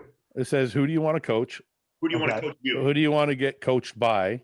That one was you because you've already pretty much coached me. Okay, who would you least want to coach, and who do you least want to get coached by? Wow. So there's four altogether. I would least want to get coached by Nick just because he's young, just by default, so he gets that one. Okay. And who would you least want to coach? Probably me. Yeah, I hate you. But I could make you look really good. I'm 42. If all of a sudden I look good, people are going to be like, "Guy's a genius." Yeah, well, you've helped me already, so that's why I already gave you one fucking notch in your belt. You got to want to go for two. I'm greedy. I want more. Who do you want? You haven't answered who you want to coach. You want to coach Iain or Nick? Iain, how old are you? 30. But Iain's in Canada. That's hard. The fuck does that matter? I can't see him as often as I want to. Well, it's a podcast. I coach Nick just because it'd be easier. There you go. Nick, who do you want to coach, and who do you want to get coached by? Okay, who do I want to coach? Yes. I want to coach Guy. Who do you want to get coached by? Iain. Who do you least want to coach? You. Who do you least want to get coached by? So matter of fact. You. Don't fucking say me, you asshole. Guy doesn't even know how to train, man. Oh, you've done it now. No, but he knows why I said that. We changed his training. Oh. Yeah, we did. Me and Nick changed his training this year. Oh shit. Yeah. Right? Tell him, Guy. Iain doesn't know. Tell him, Guy. John Meadows is awesome. No, he did. He did. I was the typical just like football background, pyramid sets, go heavy, fucking until you wanted like blood coming out of your eyes and you fucking feel like shit. Like that's how I just train. Me and Nick talked him into scaling back, and then he called John Meadows, who you told me, you said if you really want to do it the right way, call John. He knows more than I do. Yeah, he does. John's the fucking man. Why do bodybuilders wear a belt for their whole workout? Is there a benefit to it? Should you only wear one during heavy lifts? I'm going to let you guys know. I wear mine even during arms. I have 3 herniated discs. That is why mine is on all workout. Only reason. You guys, Ian, Nick, what do you think? I don't wear a belt. I don't wear it the whole workout. One second, one of you. Go ahead, Ian. I wear mine during my heaviest sets of squats or deadlifts and like maybe a bent over or T-bar row, something like that. That's basically it. Yeah. Nick, same thing? I'm about the same, yeah. So I used to wear one all the time when I was younger, and then I stopped wearing one, and now I don't wear one at all. It kind of makes me uncomfortable. But I wonder sometimes if not wearing one at all has stretched my stomach out more. Do you guys think that's possible? No. No way. I mean, even on like when you train without the belt, are you letting your like abs just like relax, or are you trying to draw it in, keep it tight? Well, I'm talking about like, say, imagine like you're doing a heavy set of squats, right? Yeah. When I'm doing a heavy set of squats, though, like even without a belt, I'm focusing on like squeezing in my abs as hard as I can. Yeah. Yeah. See, I don't do that. That's why I asked. I'm wearing a belt, and then the point of the belt is I force against the belt, right? Yeah, that's why I asked that question, because when I'm doing something really, really heavy. So none of you guys, I mean, Ian, you have a pretty heavy squat. Nick, I mean, you're just young, so I mean, I don't think your back's bad, but foot. Like, I mean, I'm 38. You're back. Like, I mean, my herniations are a lot from football and my car accident, but you know, you guys don't have back issues? I have a L5, L6 bulge disc, but it doesn't. But your bulge disc can come come back, right? Like it does. It's not always. It can bulge. If it's bulge, it can like I don't want it. What's deep? Would it be? Well, when it's inflamed, it bulges and it hits the nerve. Yeah, and it hits fucked.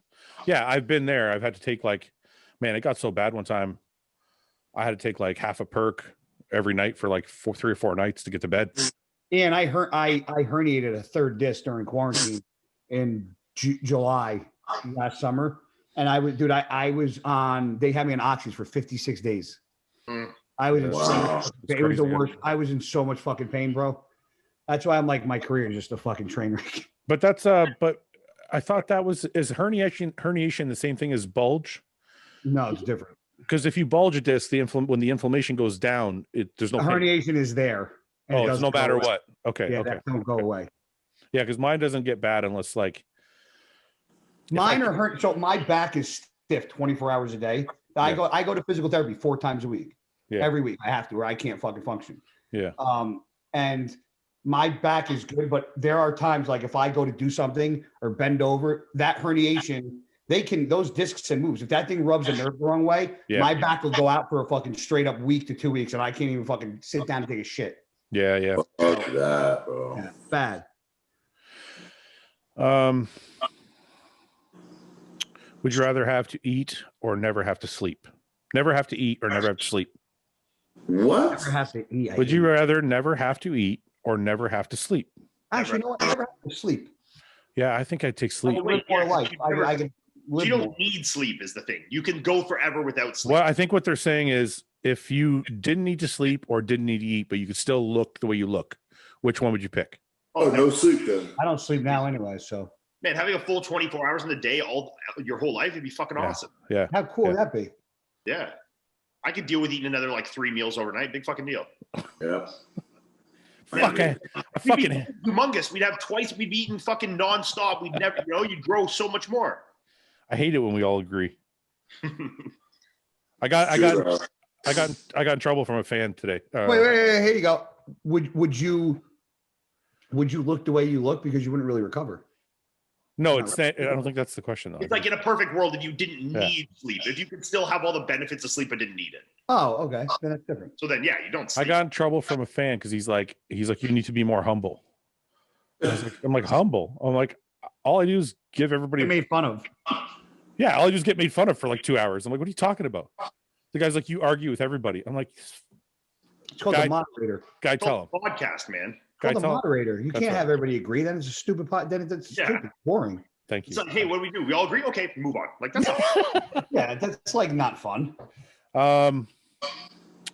Give one body part give one body part of each person of the crew that you wish you had, and also one part you would hate to have. Oh, this is tough. This is gonna get ugly. I'm gonna take. I'll start. Go ahead, Guy. You go ahead. No. You were ready. You already said you're ready. Because you said it's gonna get ugly. I'm like, bring it on. Bring it on. I'm ready. I'll go straight last for this one. I'll know what Fouad's doing? He's thinking of what he's gonna say and who's he gonna say it to based on what their reaction is gonna be towards his body part. No, it's not. No, it's not. I already know I'm gonna get fucking screwed on this one. I will take Nick's arms. I'll take Ian's waist. And I don't need anything from Guy. I'm good.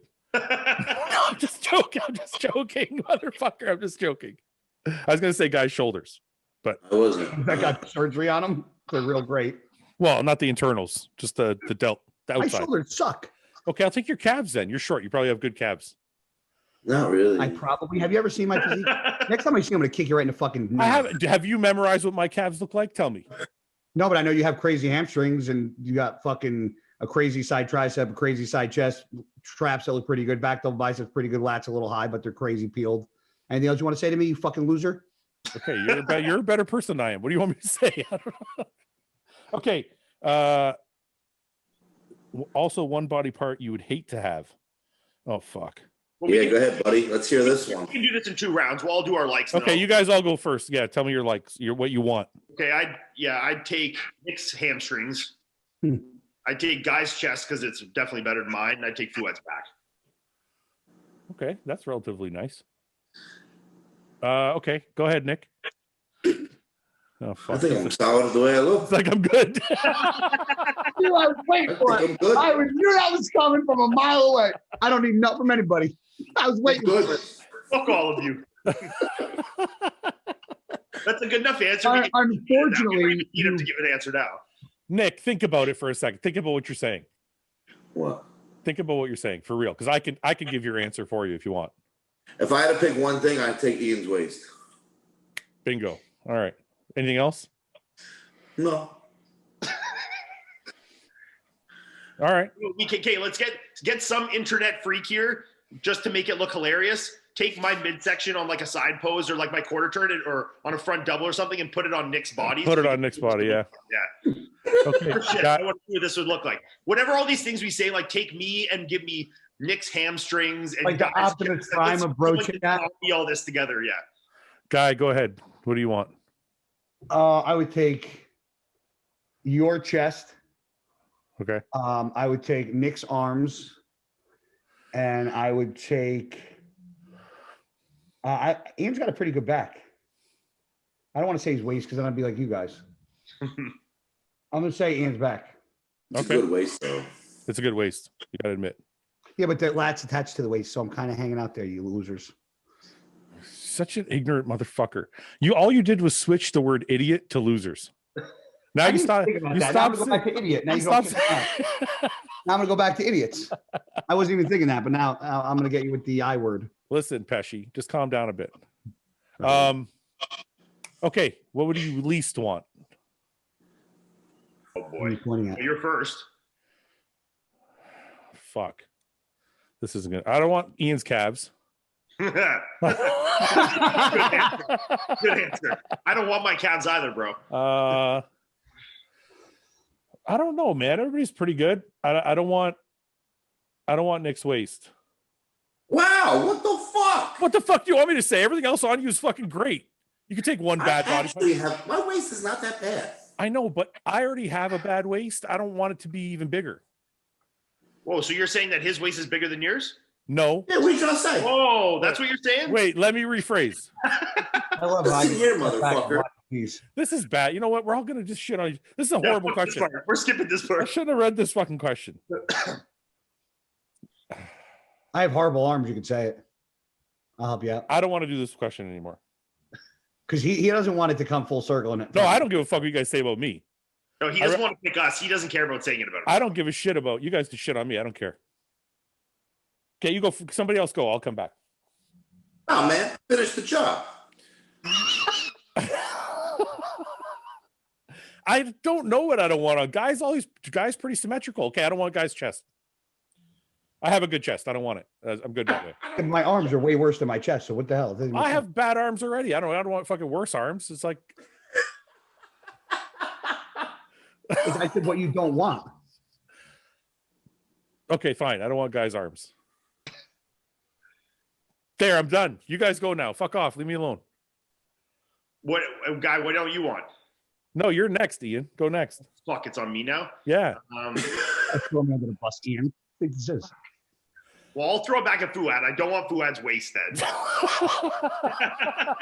I don't want Fouad's waist. I guess, yeah, I don't want guys' arms. Thanks, Ian. Fuck, but like now Nick's tough, man. This is a tough one. I told you there's nothing. It's one thing. Because I'm not going to say waist twice because like that's stupid. Do you want me to help you? I need to shut up, Fouad. You're not going to mind my answer. I'm going to help him in a good way. Calves. Oh, okay. Who was going to say calves? No, I'm going to say Ian has good quads already, so he could say I don't want Nick's quads. Okay, yeah, I got decent quads. Okay. Right? So that's okay. It doesn't hurt anybody's feelings. All right. See? I got your back, Nick. Kind of. Well, that makes up for my shitty. Yeah, I'm kind of just trying to level it off now. All right. Yeah, that's fair. I do have a question for you though, since we're on this, Nick. Since we're being so honest. Okay. You know your front relaxed? Yeah. You pull it up really high. Yeah, I know. Have you tried not doing that? Yeah, I mastered Testosterone on Friday. What's it look like when you do that? Well, I haven't practiced it yet. Okay, I'm just curious. You don't, dude. I don't listen. If we're being completely honest, just so I don't sound like a total dick, I don't think you have a big waist. It's more the like the area it takes up. Yeah, yeah. You know what I mean? Like that's why I ask, because when you pull up, it's like it stretches it long, right? So that's why I was asking. But anyway, okay, Guy, you're up. Or Nick, I think you're next. No, Guy's next. Don't you know? That's not how the order went, buddy. Just we're all fucking grown men. All right, I wouldn't want. We all know our own. I wouldn't want Fouad's hamstring because he tore it. No, that's actually a good point. Yeah, but the hamstring's like the one muscle that you can tear, and it can almost kind of look better. It looks better, yeah. Yeah, like Chris tore his right hamstring, and that's the leg he puts back, and it almost looked better this year after he. But it's guys. It's you know what? It's guys thing. Let's go ahead. Yeah, no, I'm not saying his answer shit. I'm just saying. You don't want my hamstrings. What else? I don't want Nick's calves. Why? Because he's got like night crawlers in there, bro. You dickhead, bro. I take his veins over my small. Oh my god, that was way worse than mine, man. That's bad. That's like he's got big veins. That's bad. There's guys that would fucking be like, oh, I would love his veins and lick them. Okay, go next. Who's next? Frank McGrath has made a whole career just on this. I don't know. What I said, your hamstring, his calves. What sucks on you, Ian? Your calves. I wouldn't want. No, wait. I can't say your calves. I said I don't want your calves, right? You can't. You said Nick's calves. You can't pick the same muscle. I'm limited to one body part. I can't say calves twice. Can't repeat the same muscle. Dickhead.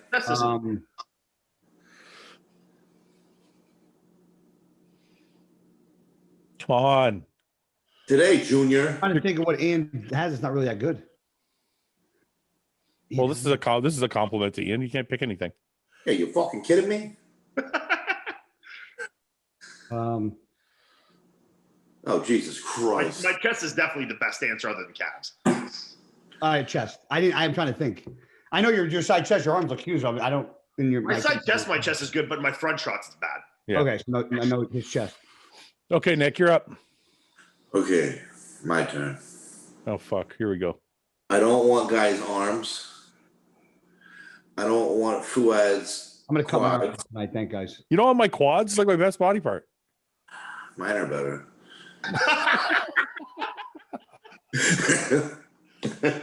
Detail, bro. Detail. I had detail. Nah. And it's getting better. In the front, in the back there's detail. Yeah. Back there's detail. I'll see you at the New York Pro then, my friend. Okay, quads. What else? What on Ian? His chest. His chest. Okay. That's a fucking tough shit. You know what? I think our friendship has to be pretty good. See, we just became best friends, Nick. I think we are best friends. Yeah. All right. Fuck. Let's move on from that shit. Jesus. That was intense. Yeah, that was tough. Yeah, I started sweating. Bodybuilders are tough, man. You never know who's going to be sensitive or not. Oh, there are some sensitive. Well, I think us four are pretty. If you're on this podcast and you're sensitive, you need to fucking. I was going to say, if we're on this podcast, you can't be that sensitive. Yeah. I'm sensitive, but I think if I'm friends with the people that I'm around, you're not as sensitive. I'm not sensitive. It just depends who's saying what. Guess what? Yeah, I agree. Okay. For everyone, when was the moment you realized you wanted to build your career around the bodybuilding and fitness industry? Was there one moment for any of you? No. Not really, man. It was like a process. Like, say that again. Build what? Was there a moment like you can remember that stands out in your mind where you were like, yeah, I want to do this for a living? I want to be a bodybuilder. Yeah, I can tell you when I took second to Jose Raymond in 2007. So how many shows deep was that? I turned pro in 5 years, 8 shows. That's fine, but how many shows was it before you met Jose? Like got to that show you're talking about? 2007. So that would have been my 7th show. So 7 shows, and you're already a pro then, right? No, I took second that year. That didn't give. Jose was still an amateur too. Yes, Jose beat me at nationals in 2007. He turned pro. I did not. And that's when you were like, I want to do this for a living. Yep. What made it? Why is that one stand out? What is it about that show? Because I remember being pissed off that I didn't win, but I remember sitting back going, I'm not ready to be a pro yet. I need another year if this is what I want to do for the rest of my life. Like, I'm not good enough to fucking, if this is what I want to do for the rest of my life, I need another year to get better. Yeah. Is there something for either of you, Nick or Ian? Not that I can recall, man. I just think that for me, it was just the process of it all. Yeah. I mean, like, I just grew to love it as I kept doing it. I know, but at some point you had to have been like, there's guys that like compete and never do well or never have a following or sponsor. They got to be like, man, this is not really my call. I just mean there had to have been some trigger at some point that you were like, okay, I think I can make money doing this. I guess I could say my first national show when I did USA's in 2016, when I got top 6. And then you were like, I want to do this for a living. Yeah. Because it gave you the confidence. Like you're like, I'm like it was my first national show. No one knew who I was. Yeah. And that was the show like my name started to get known a little bit. Yeah. Ian? Probably when I turned pro, because like the pro qualifier I did, I wasn't planning to do. I like just thrown in at last minute. It was I won provincials, like OPA provincials 2014. Mm-hmm. And then the Ron Hash just invited me to this amateur Olympia show. Like that was in like 2 weeks, like last minute. Yeah. I didn't think I was ready at that point to do a pro qualifier. And I went into that show and I won the show. And I was like, fuck, maybe I'm ready. I can do this. And then I competed the next year as a pro and placed top 5 in Toronto. So like my first year I did all right. So, and 17, that was the year I did Orlando with you. Yeah. That's right. I think after I won my second show, I knew I wanted to do it for a living. Your second amateur show. Yeah, I won. Yeah, my second actual show ever, because I won the overall at my first show. It was a municipal, because we had 4 levels back in the day. You do your Ontario's then, like you do your like municipal show, then you do a regional, then you do the provincial show, then the nationals. And I think I won the municipal one. Then I won the regional, and after I won the regional, I was like, okay, I want to do this for a living, because I was like, for me, I had my anxiety was pretty strong back then. And I knew the one thing that made me feel good was being in the gym. Yeah. So I used to think to myself, I swear to God, my thought process was, how can I make a living being in the gym? Because this is the only thing that makes me feel good. And why not like being a power lifter? Because I didn't think you could make money being a power lifter, and kind of you can't unless you're like those guys. I know a lot of those guys are mangled, man. Yeah, I mean, you have to be like the best of the best in powerlifting to make a living, I think. And that's only recently. Like, think about it. When I turned pro in 2006, how many powerlifters were like known to make money? None. Yeah. It was like worse than bodybuilding. So, no, and I loved bodybuilding, don't get me wrong, but I just knew that I wanted to do something where I could make money in the gym, but I didn't want to be a personal trainer. Yeah. So this was the only way to do it. Do G-strings Oh no, G-strings or normal panties. Well, what kind of normal? We had this conversation on the other podcast. Yeah, like granny panties? I said I like a boy cut.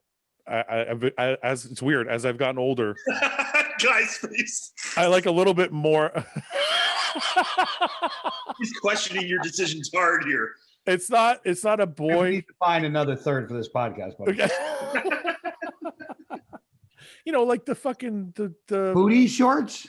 Yeah, but they're not like booty shorts. They're kind of booty shorts. Yeah, I know what you're saying. I don't know what you're saying. They're literally called boy cut. Boy, I'm not picking up what you're putting down right now. All right, I'm gonna show. This is. I don't know what we're gonna get here. I've heard booty shorts, boy shorts, boy cut hair. No, I don't want to see that. Look. What the fuck are those? The first image on the upper left. Like Guy, that's what you like, or Fouad, that's what you like? Like a little bit more like this, right? But like obviously on some girl with hips, like what this the fuck is that? That looks like a fucking rectangle. I like a little bit of fucking material, dude. I don't want to fucking. I'm not big on like the string anymore. Like this is good too, but like, I don't know. I don't like the fucking like just the string. I see what you're saying. Like I see the intrigue with it, but I'm gonna go for the G string over regular. Yeah, I'm picking G. 1 second. Like, this is good. That's not a boy cut. What? I know it's not. This I don't like. Like this, like just string in the back. I don't like that. Yeah. I'll rip that off of my mouth. Doesn't do.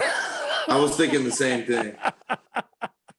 I like a little bit more material. I don't know, like that. Like there you go. There's one for you. Oh, yeah, do you want the ass? No, that's not for me, bro. No, Fouad, right there. There's a men's G string. Fuck you, asshole. Oh, there you go, Fouad Abiad. A nice green one too for your schmeckle. For your schmeckle. You guys are idiots. I just don't what like. What is that? Wait, hold on. Go up.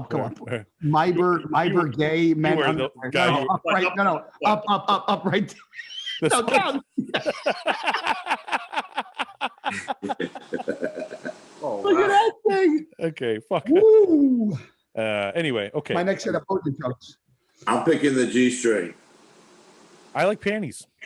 I gotta say, I'm a panty guy. Less material, the better. I think I like a little bit of, like this. Here, let me show you one more time. Yeah, please do. Look, like this. Let's see what you like. That's nice. That's what I'm talking about. That's fucking lingerie, bro. Yeah, that's like I'm just saying. I like. Who wears that on her every day, bro? That's on every day. Like this. Yeah. That's an everyday. That's an everyday. We're talking, champ. Yeah, that's what I'm talking about. This is I'll good. still rip that off my teeth. I'll bury my face right in. See, this is what I mean. I like a little bit more material. That's lingerie. That's not everyday panty, bro. Well, no one said that's for like a sexy no night. one said it had to be every. Yeah, you're saying like prefer lingerie. Look, guy, a little bit more material. This is what I like. Nice. Oh, that's an outfit, Fouad. An outfit. That's fucking panties. That's asshole. nice though. Ask your wife if those are normal everyday panties, please. It's not a normal everyday panty. We're doing a G-string or normal boy. What did you call it? Boy cut. Yeah. See, I don't like this. This doesn't do it for me. I fucks with that too, though. See, like this is more me. I like this. I like that too. Nick, you like anything? Nick, you like anything that has tits and ass? You like anything with you like anything with fucking ass, man. See, I don't know. Doesn't that make sense? Yeah, but you know how many guys fucking pause this podcast? You know how many guys are going to pause this podcast and go rub one out in the bathroom? Oh fuck. I hope not. If you could switch your lifts on any of the big three lifts, bench, bench what you squat, vice versa, what would you switch and why? I don't really do the three big lifts anymore. If you could switch like how good you are at one of the lifts, what would you switch? It'd be pretty sick to be able to bench what I deadlift. Yeah, right? Yeah, if you could bench like fucking 800 pounds, that'd be awesome. You know what's crazy? All mine are fucking equal. You can bench the same as you can. Mine are pretty close, yeah. Ian, I'm telling you, it's fucked up. My strongest, I don't deadlift a lot. The most I've ever deadlifted is like 5.5 for 2. But I've also benched that. Okay. And then I think that's the most I've ever squatted. It's really fucking weird, actually, now that I think about it. Yeah. You've only squatted 5 plates. Sorry? For reps. 5.5. I've done 5.5 for like 4. Okay. Yeah. Okay. Yeah, it's weird.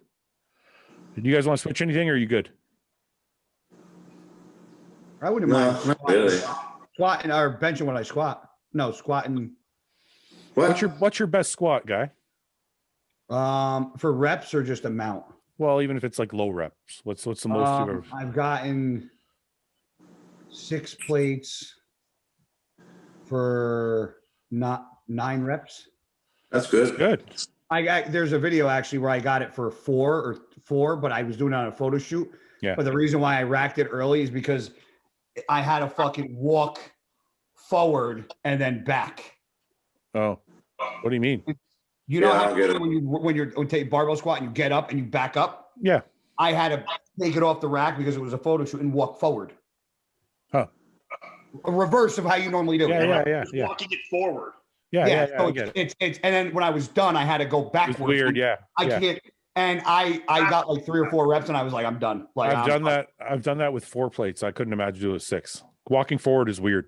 It's fucking. It's scary. I was like, yeah. yes, very. You would think it's easier because it's a natural walk progression forward. Yeah. But with 6 plates on your back, you're like, You know what I actually did the other day? I want to show you guys this. I want to find it. 6 plates for 9 is good, dude.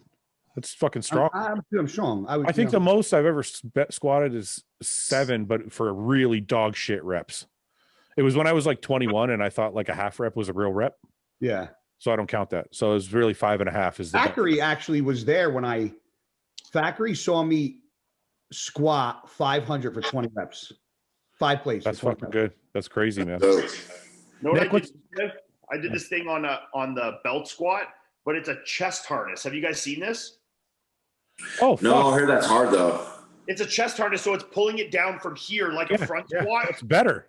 So like, you can't really see well in the video, but like, so like the tension is like up here. How was that? It's fucking good, man. Like it's really good.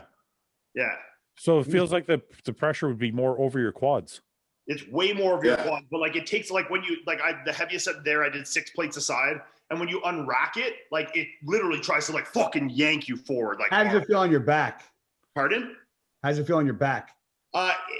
You just really want to make sure you're keeping. You want to make sure you're secure before you go unlatching it. Yeah, I mean, what I did to keep my back good is I just held the handles for the front squat, for the belt squat, and like I sat back into it a bit so I was staying more upright. Yeah. And then like you got to keep your core really tight or the weight just wants to pull you forward. Yeah, but it was fucking good. I really liked it. What's your best squat, Ian? I don't know. 7, 8, 9. Like if we're just talking like heaviest or like best set of like 6 for 15? No, like heaviest, even if it's 1, 2, 3 reps, whatever. I don't think I've ever done a set of squats under 6 reps before. So what's your best for 6? I've done 7 plates, but I don't know how many reps I did with that at the time. I mean, like I've done 6 for like 12. That's so fucking crazy, man. 7 plates. I can even 6, because when I put 5 on, I get anxiety. Yeah. And I've handled it well. I've done, 5 plates for like 6 I just don't, honestly, I'm like that, but I don't look at it. Yeah, it's man. I mean, that's why I've done it like fucking 4 times, because you that weight when you, especially if you don't have a monolift, if you have to walk out 7 plates, man, like that's fucked up. You don't want to do that.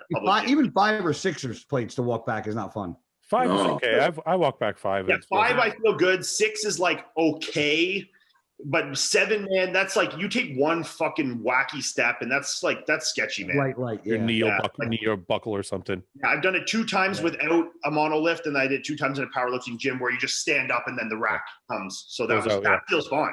Yeah. It's weird. I've tried monolifts and I still don't feel right, because I still feel like I got to take a little step or 2 to get set. Yeah, it feels like you need to. Yeah, like I can't just get set and go. I got to like take that 1 or 2 steps and then go. Well, it's funny because even on a Smith machine where it's like fucking static, you still take steps, Yeah. You still adjust the feet, What, Nick, do you squat at all, or you never really squatted heavy?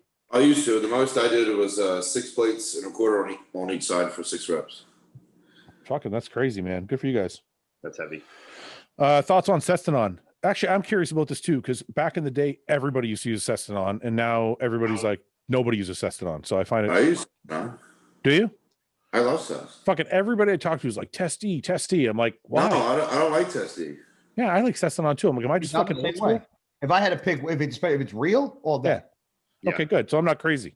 No. Okay. I thought I was just nuts. Like everybody I talked to is like, I think why the long ester tests have got more popular is because a lot of the younger guys want to like do a shot every like fucking 10 days. You know, they're gonna load up their T400 in like 2 mils and shoot it like once a week. You know, I thought it was because Seth did a video where he said he used Testy, and then all of a sudden everybody wanted to use Testy because Seth did a video way back, like with a pretty much documenting everything he did, and all of a sudden it was like everybody I talked to wanted to do Testy, and I'm like.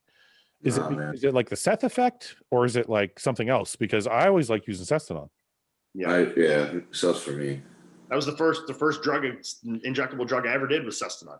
Remember the old ampules? They would like. That's exactly. They would like. The tip of them would burst in your fucking hand. Do you ever have that happen? Yeah, you cut your thumb. No. You never had that happen? No. I used to try and break the top off, and it would like crush in my. You're a rookie, man. You got to use the pen cap trick. What's the pen cap trick? For ampules, you take a pen cap and put it on the top of the ampule and crack it. It breaks perfect every time. Oh my god! I never knew that. Because it's more leverage, so you're creating a longer top. So then you put the pen cap in over it, and then you crack it. It breaks perfect. I have a little amp opener that's like files it down, and then no wonder he's 7th at the fucking Olympia. It's the trick that fucking pen caps. Use more gear that way. Yeah, pen caps and forks, motherfuckers. I can do 100 ampules a minute like that. You know. I got to the point where I hated the tops breaking so much. I would use like a. Do you know how many fucking? I would use a knife and almost like file it a little bit. Yeah, you can do that, and then it would just pop right off. How many people do you think are going to fucking try this and it's going to succeed? And how many failures are going to happen? They're going to write Ian. They're like, I tried your trick. It didn't work. Exploded. You owe me $16 for an amp and a fucking big pen. Hey, disclaimer. If this doesn't work for your amps, don't fucking blame me. Okay. Does anybody even use amps anymore? Yeah. I do. I haven't seen amps in forever. Yeah. I still see them, but I don't use them that often. I haven't fucking used an amp in forever, man. How confident do you feel in being able to eyeball your food if you had to? I don't. No, I don't either. I have to weigh it. No, I don't know, but he didn't say you have. He just said if you had to. God forbid there was no scale around. You needed to eyeball. Are you comfortable? Yes. Yeah, I could. Not saying you had to eyeball. Not in prep though. I think I could once. I don't think I would like to on an ongoing basis because. Is that what he asked?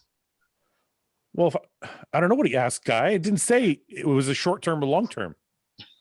Why are you making it a fucking thing, Fouad? Because it's saying like, because the point is, if you're hungry, you're going to eyeball a little differently than if you're not hungry. Or if you're overly stuffed, you're going to eyeball a little differently than if you're fucking, if you're hungry. Dieting, I don't know. If I'm dieting, I'm more hard on myself and strict than I am regardless of anything. No. But what I'm saying is like, let's say the off season rolls around. You're eating like fucking 6,000 calories a day and you don't feel like eating. You're probably not going to put as much rice on your plate doing it with an eyeball than you would if there was a scale. Yeah. That's all I'm saying is like your eyeball would change depending on how you feel. I mean, Bumstead has he's eyeballed like entire off seasons. Yeah, but Bumstead has the godlike genetics. It doesn't count. I'm not going to I'll toot my own horn a little bit here. With eyeballing things, I can get it within 10 to 15 grams almost every time. Yeah, meat, I'm like, I have to get 250 grams. Say it's like a full chicken breast, and I look at them like that's 300 grams. I cut a little bit off and weigh it. It'll be like 252. I have an easier time with protein than with carbs. Carbs are harder for sure. Yeah, I can get my chicken pretty close every time, but if I do rice, it's always a little different. Yeah. Nick, I have a question for you. Okay. If you could invite anybody on the podcast, who would it be and why? Jay Cutler. Here we go. I've had him on already. Not with me, you didn't. You want me to get Jay on with you? All right, I'll see if Jay will come on with you. Yeah, bro. What are you going to do if he comes on, though? Are you going to sit there quietly and be shy, or are you going to have like a million questions for him? No, we'll shoot the shit. You're not going to say anything. How come you're really talkative on your other podcast? What do you mean? I'm like the only talkative one on the podcast. On the other one? Yeah. Yeah, but you're just on this one, you're very quiet. I don't think I'm that quiet. What do you think, Ian? Is he quiet? I don't think so. All right. Yeah. I don't think he's any more quiet than like James or Ben. I think Ben's quiet. Ben's the most quiet for sure. Ben's the most quiet, but I think Ben feels that way because he's like, I'm not a pro, so he doesn't feel like he can talk over. But he's probably smarter than fucking all of us anyway. So. I know it's his own. I think it's his own thing. He's just too nice, maybe. I don't know. All right, fine. Jay Cutler, Guy, who would you have on the podcast if you could have anybody, and why? And it says it says outside the bodybuilding world. So Nick, maybe you want to go again. Yeah, Nick. Go again, Nick. I'm taking The Rock before no one takes him. Fouad, you can't take him. No, you know who I think would be to bring on, like, that's fun. That would be funny. I thought we said The Rock. The Rock's a default. You can't use The Rock. No, on a serious note, dude, you know who I think would be funny to bring on the podcast? Who? My mom. Your mom. You want to have your mom on the podcast? I do want to have my mom on the podcast. Got to make this happen. What are we going to talk to? Wait. Do you think we should have a podcast and have all our one of our parents next to us? Yeah. That would be a character assassination. My mom would disown me if she knew how the shit we talked about on this podcast. My mom would. My mom would chime in on everything. My mom watches every single episode. My mom would be mortified if she fucking knew. When my mom watched the last episode. Imagine our moms had to answer the questions for us. Okay. My mom watched the last episode where we did like the what was it? You gotta fuck your mom and with your girlfriend's soul or whatever. Yeah, I still get My mom was like, "You guys are a bunch of sick fucks." But I'm just saying, she flies in Sunday night, so. I think Kevin Hart would be fucking hilarious. Kevin Hart would be good. Ian, who do you think? Nick wants his mom. Guy wants Kevin Hart. Yeah, I'm trying to think. Mom. Guy's got me on like the good comedian train now. I'm trying to think of someone that would be fucking funny, like C.K. Lewis. Yeah, like someone like that, you know? I'm not thinking funny. I'm thinking like how would I? Who do you think? No, I'm thinking how would I make? You want Michael Jordan? Who can I have on my podcast that would make me the most views, followers, likes, and money? Let me think outside the. Elon. No, I already know Mike Tyson. I was just gonna say he's gonna pick Mike Tyson. Fuck, I wish I'd said it first. Oh, actually, originally I was thinking Lawrence Taylor, and then I thought Mike Tyson. Lawrence Taylor's the man. Lawrence Taylor would be a good one. Those are both. I got his helmet and jersey sitting in my living room. Do you really? LT's my. Remember you asked me. How much did you pay for that shit? Oh, I didn't tell you what happened in that podcast? No. I did. Remember one of the first podcasts we did? Yeah. And you asked me who would be my favorite my favorite ball player, whatever of all time. Yeah. And I said LT. My two friends that I help with preps and a bunch of shit. I get an autographed LT helmet in the mail. Mm-hmm. And then 3 days later, I get an autographed jersey. My one buddy bought me the jersey. My one buddy bought me the helmet. And I'm like, why are you guys buying me this shit? And they're like, because all the stuff you've done, well, they both said the same thing, like all the stuff you've done for me. And I couldn't think of one thing you ever wanted. I watched that podcast and I was like, now I know what I can get them. So I did one podcast and I got two things. And everybody's benefiting from this podcast, but me. Not me. My bank account still. You did them. Yes, you did. You did. My life gets destroyed. I I just got a fucking chat and I ruined my life.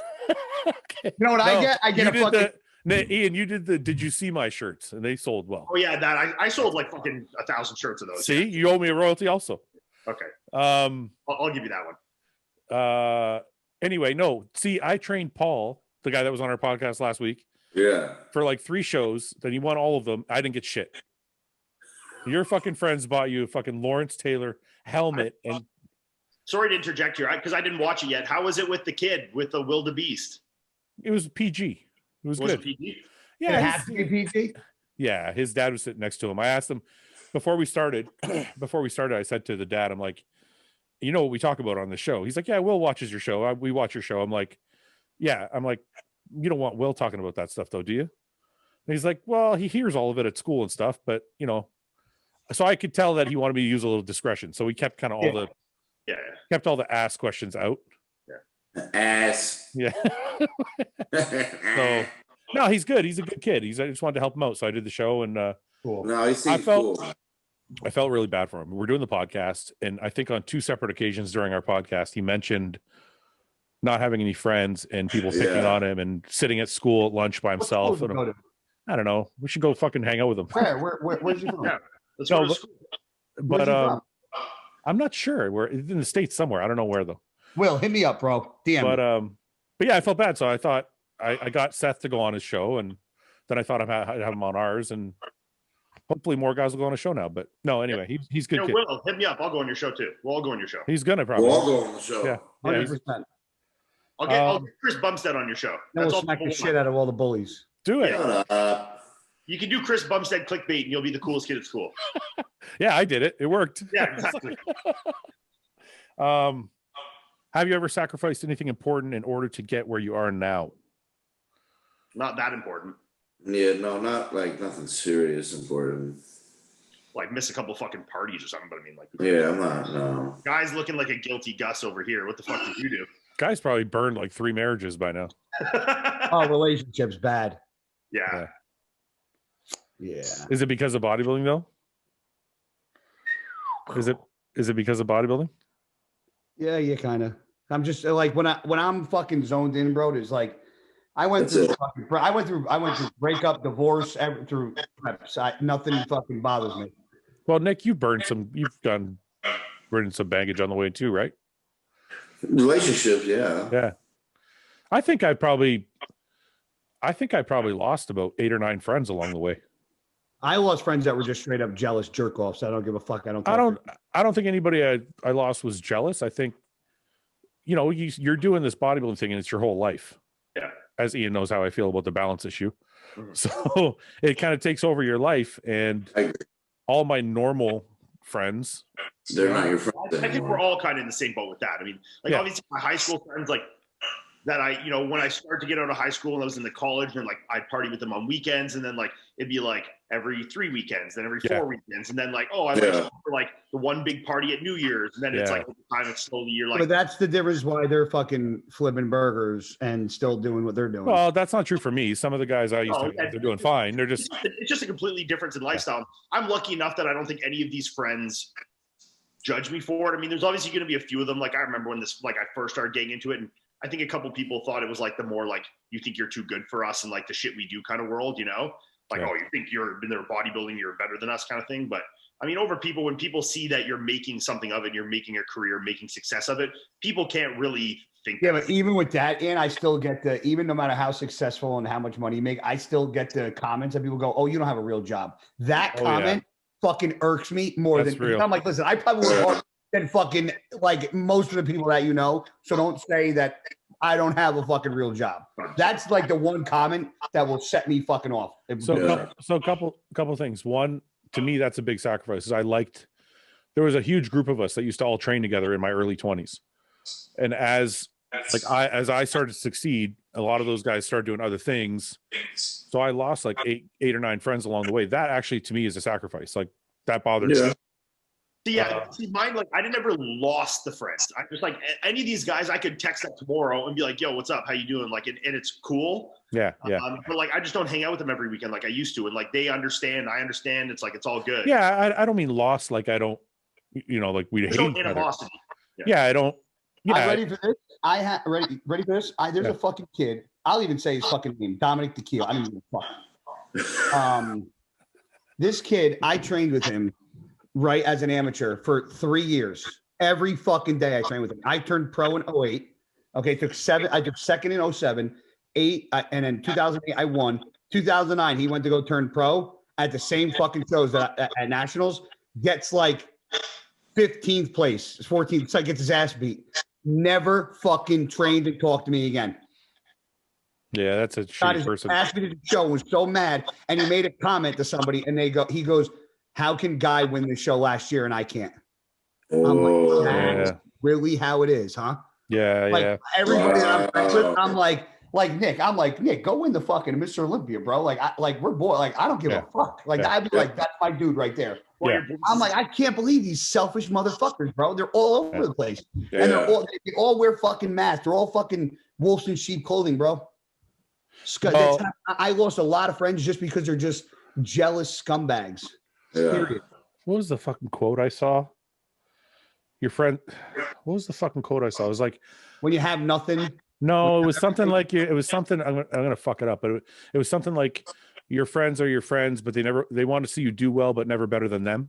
Yeah. Yes. That's some a people fucking, are like that, man. That's a real thing, man. That's a real thing. That's really real. Yeah, I think the thing about working always bothered me too. And I think it's because you can go to the gym anytime you want. That was the thing I got.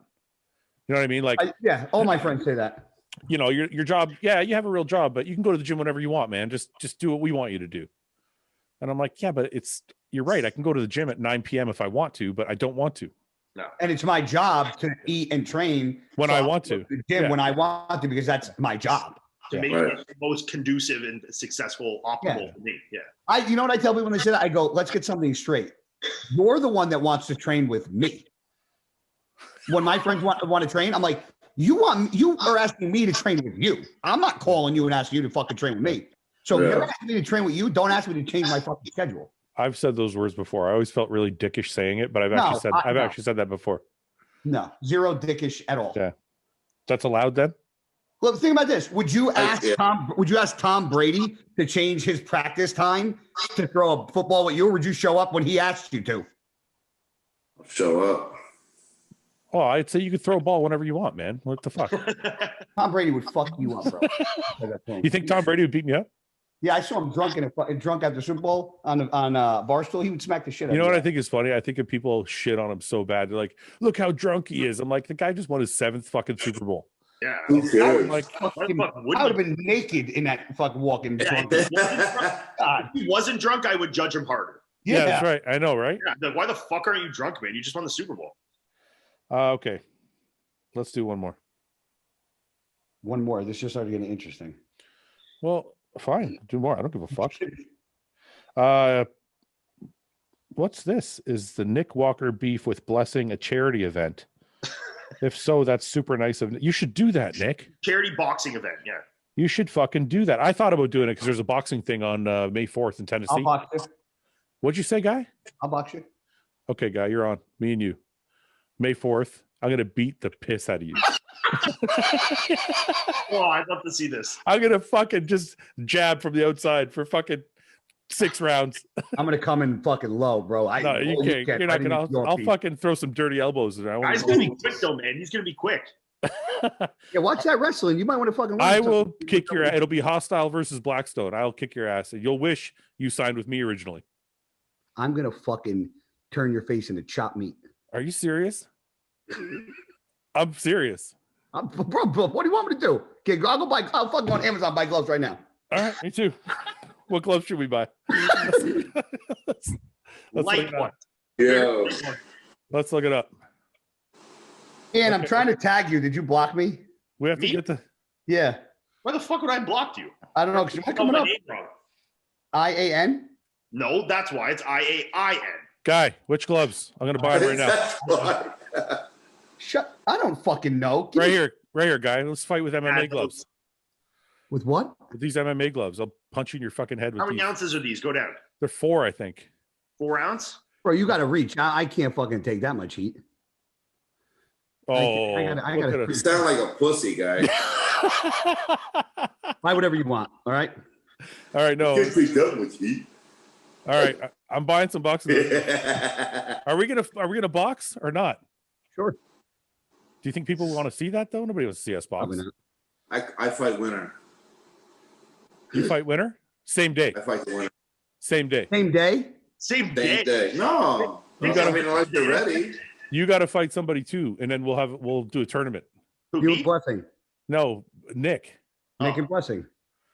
Or it's got to be podcast. Nick, box Blessing at the Borough in Tennessee on May 4th. Oh, that's before your show. You can't. No. When's your show? Oh, I'll be dieting too. Fuck. When do you, oh, here we go with the excuse. I swear to God, I'm competing in June, July. I'll be dieting. You'll be in shape. You know what I'd like to see? I'd like to see. I'll still fight you. I'd really like to see Fouad and James box. I think that would be a bloodbath. I'd box James. I'd like to see that. Yeah. There'd be 2 mutants going at it. Yeah. James, eh? We'll get Redcon to fly James in. I don't think he can leave the UK though. No, probably not. We can all go to the UK though. No, but it's for this thing in Tennessee. So Carbon Culture is doing a charity event. I think. Oh yeah, Ben's boxing at this. No, Ben's gonna be there, but he's not. Boxing? I'm pretty sure he's boxing. No, he's not boxing. He's just gonna be there. Yeah. So they're doing a charity event with 12 different boxers or something like that, or influencers. Like Kenny KO and like all these guys. Yeah, there's a bunch of influencers, and I think there's a couple actual amateur boxers doing it. and I said I would box, and they're like, if you box, we'll pay for you to fly out. We'll set up your booth. We'll pay for everything. We'll pay for a house for you while you're here. I'm like, I'll fucking box. Just got to find the right person to box. Yeah. You got to find somebody like equal height, equal weight. Why? I'm shit. I can't box. I'm probably going to gas out after like a minute and a half. No, you need someone equal skill, not necessarily equal size. If I wasn't competing, yeah, but you get somebody super tall and super short, and the reach is big. It's not like MMA. Nick, you wouldn't fight me. We can go the rounds. No, you're too nice. You wouldn't fight me. What? You wouldn't fight me. You're too nice. You talk a big game. That's it. I could see Nick. I could see you hitting Nick once or twice in the face and him getting fucking pissed off. Yeah, he might flip a switch, right? It's the guy you like take a 2x4 over his face and be like, yeah, it hurt. I asked Seth. I said to Seth, I said, me and you should box, but I think Seth is busy that month because I got something going on in Pittsburgh like the week after. So I thought Seth would be fun though, but I don't know. We have to figure it out.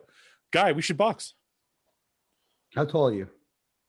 5'9". I'm only like 4 inches taller than you. That 4-inch bro is big in boxing. You know, but I have short arms. Look.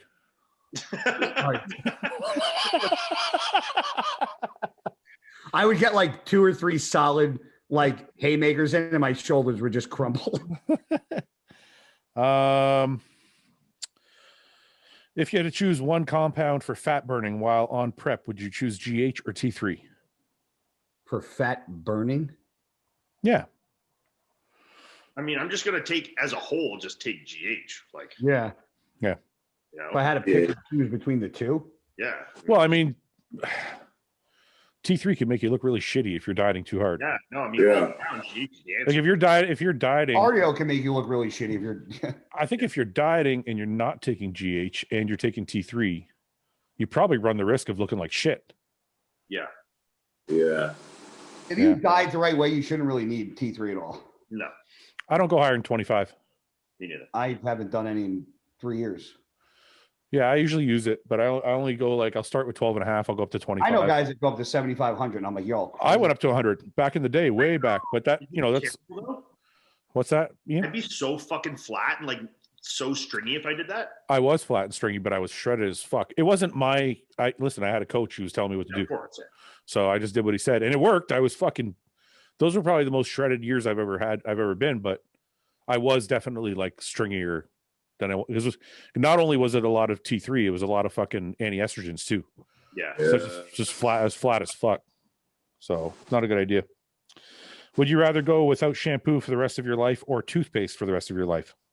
Shampoo. I'll use soap. Oh, yes. Or just shave my head. Like, fuck. Guy with the fucking loophole. Come on. I mean, bro. you got no goddamn hair. How is this even a decision for you? Well, fuck. The fuck you need shampoo for to fucking. I was thinking for you guys. I was thinking for myself. Fuck. Yeah, bar soap. I don't actually. I don't use shampoo anyway. I mean, if it the was world's like biggest knocker, Fouad. But I just shave my fucking head and just brush my teeth like normal. Like, Nick, would you shave your head? If we did an actual bet on the show, and it was a fair fucking honest bet, and I lost, and I would shave my head, but it would have to be an honest bet, and I would have to lose. I used to shave my head all the time though. Like, Me too. I did it. I had my head shaved for 8 years. Your fucking head's almost shaved now, guy. I'll fucking kill you. Well, it doesn't look like a lot of hair. It is really short. Come on. What? I got easy, bro. You're like one grade away What from the fuck? You're like fucking 1 second away from getting a left hook, so you better just step off. No, listen, Nick. Is his hair? Is it me or does his head look almost shaved? Nick, I just got a haircut. It's short, yeah, for sure. What kind of haircut is that, my it's friend? almost like buzzed, right? I just got out of the gym. I'm still sweating. I'm sitting here fucking underwear doing a podcast. So don't fucking come on my goddamn haircut, bro. That's why I fucking have a hat on, because I fucking rushed to get home for this podcast, and I'm getting character assassination because of my hairdo. You should just go bald, guy. I got big ears, bro, and I don't think girls like bald head and fucking beards. What do you mean? I'm doing great. You're married. You're married. My wife loves me.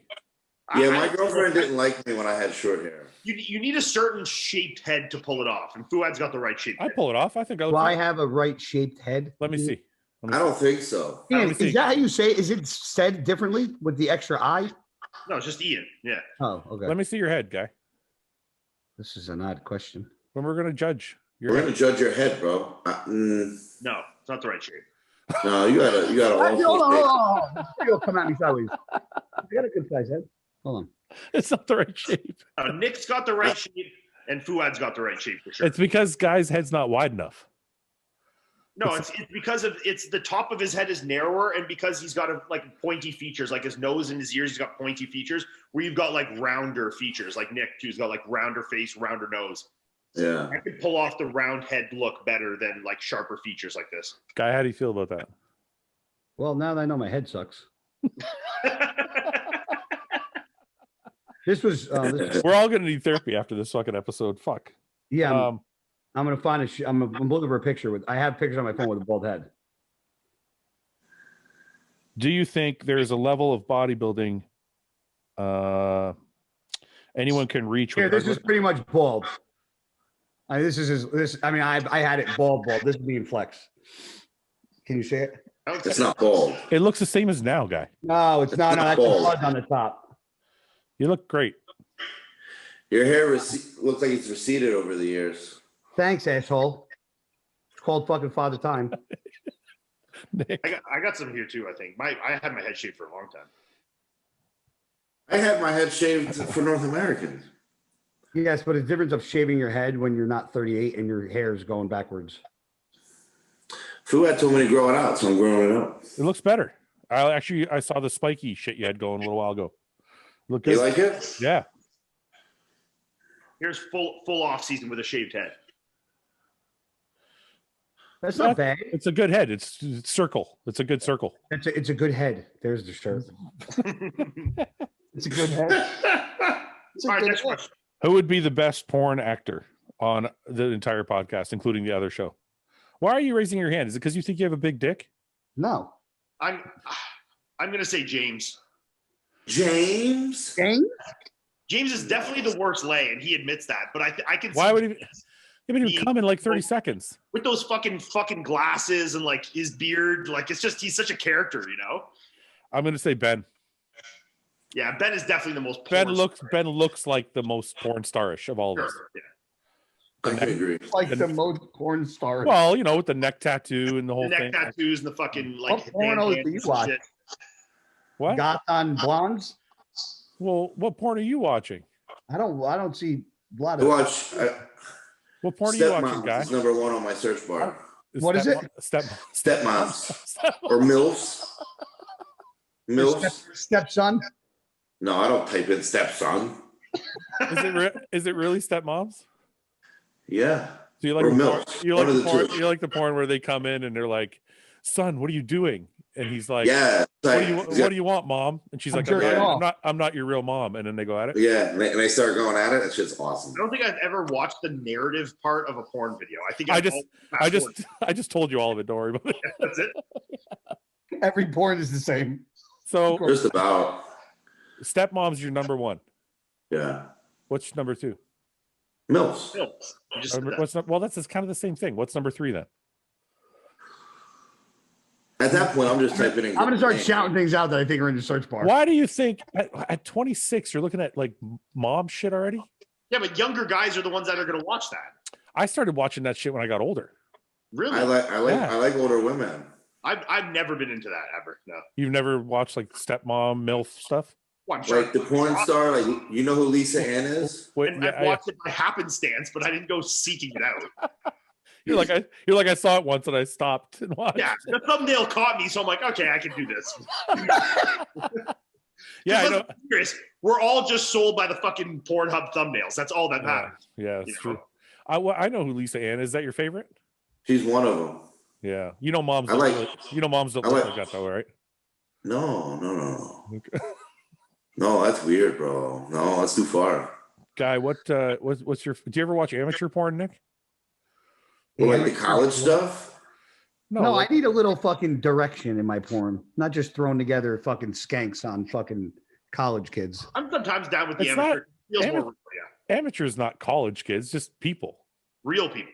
Yeah, I like that shit. Well, I feel like those are more like real than like, the actual porn stars. Well, they are real. That's the whole point. Well, I watched some of that. That's nice. I'm still looking for a bald head picture. Who cares about your bald head? Because I have a complex and I have a fucking. Dude, we're talking about porn now. What porn do you watch, guy? Bald head. The naked kind. Yeah, but what's your selection of what's your preference? What's your favorite website? XNXX. What? Would you say? XNXX. Yeah. What's that? And you're my man, bro. What is it? We connected hard on this fucking podcast. Well, take it easy. You're gonna connect fucking your dick. No. You gotta go on. You gonna go on. Everybody goes to Pornhub. It's fucking XNXS? What? XNXX. XX. I'm going to fucking hell for this. XNXX? Yes. You'll thank you tomorrow. Holy shit, this looks great. Your morning boner will thank me. I don't know. I don't think I can show it because it won't, they're gonna block out my video, but this looks like a pretty good porn site. You're welcome. How'd you find this guy? That site literally has been around since I was like in fucking college. Yeah, it's been around forever. Really? Yes. Oh, yeah. I don't watch enough porn, I guess, to fucking be on the ins. So it's the good shit. What's okay? So I see like a whole list of like categories here, guy. Which is the one? Yeah. I go. It's something funny. Sometimes it gives you like your own suggestions, but sometimes the suggestions are so far off. Just tell me where you go. There's a whole bunch here. Stop trying to change the subject. I'm not. I'll tell you right now. Hold on. You go to the Arab one, don't you? Arab? I don't. There's one here that says Arab. There's a category that says Arab. Oh no, that's crazy. All right. Well, what's yours, Fouad? Mine? Lately it's been Pog. Like pretty ass. Is that pretty ass white girl? Yeah. Yeah, there's a lot of that pops up. Lately I've been going there a lot. This is girl in sexy lingerie and black stockings, fucked hard cowgirl. Brandy braids bounces on dick for cream pie. Okay. You're idiots. I thought everybody just went. I thought everybody just went to Pornhub. No, I actually never go on Pornhub ever. Why? Because it's actually hard to navigate.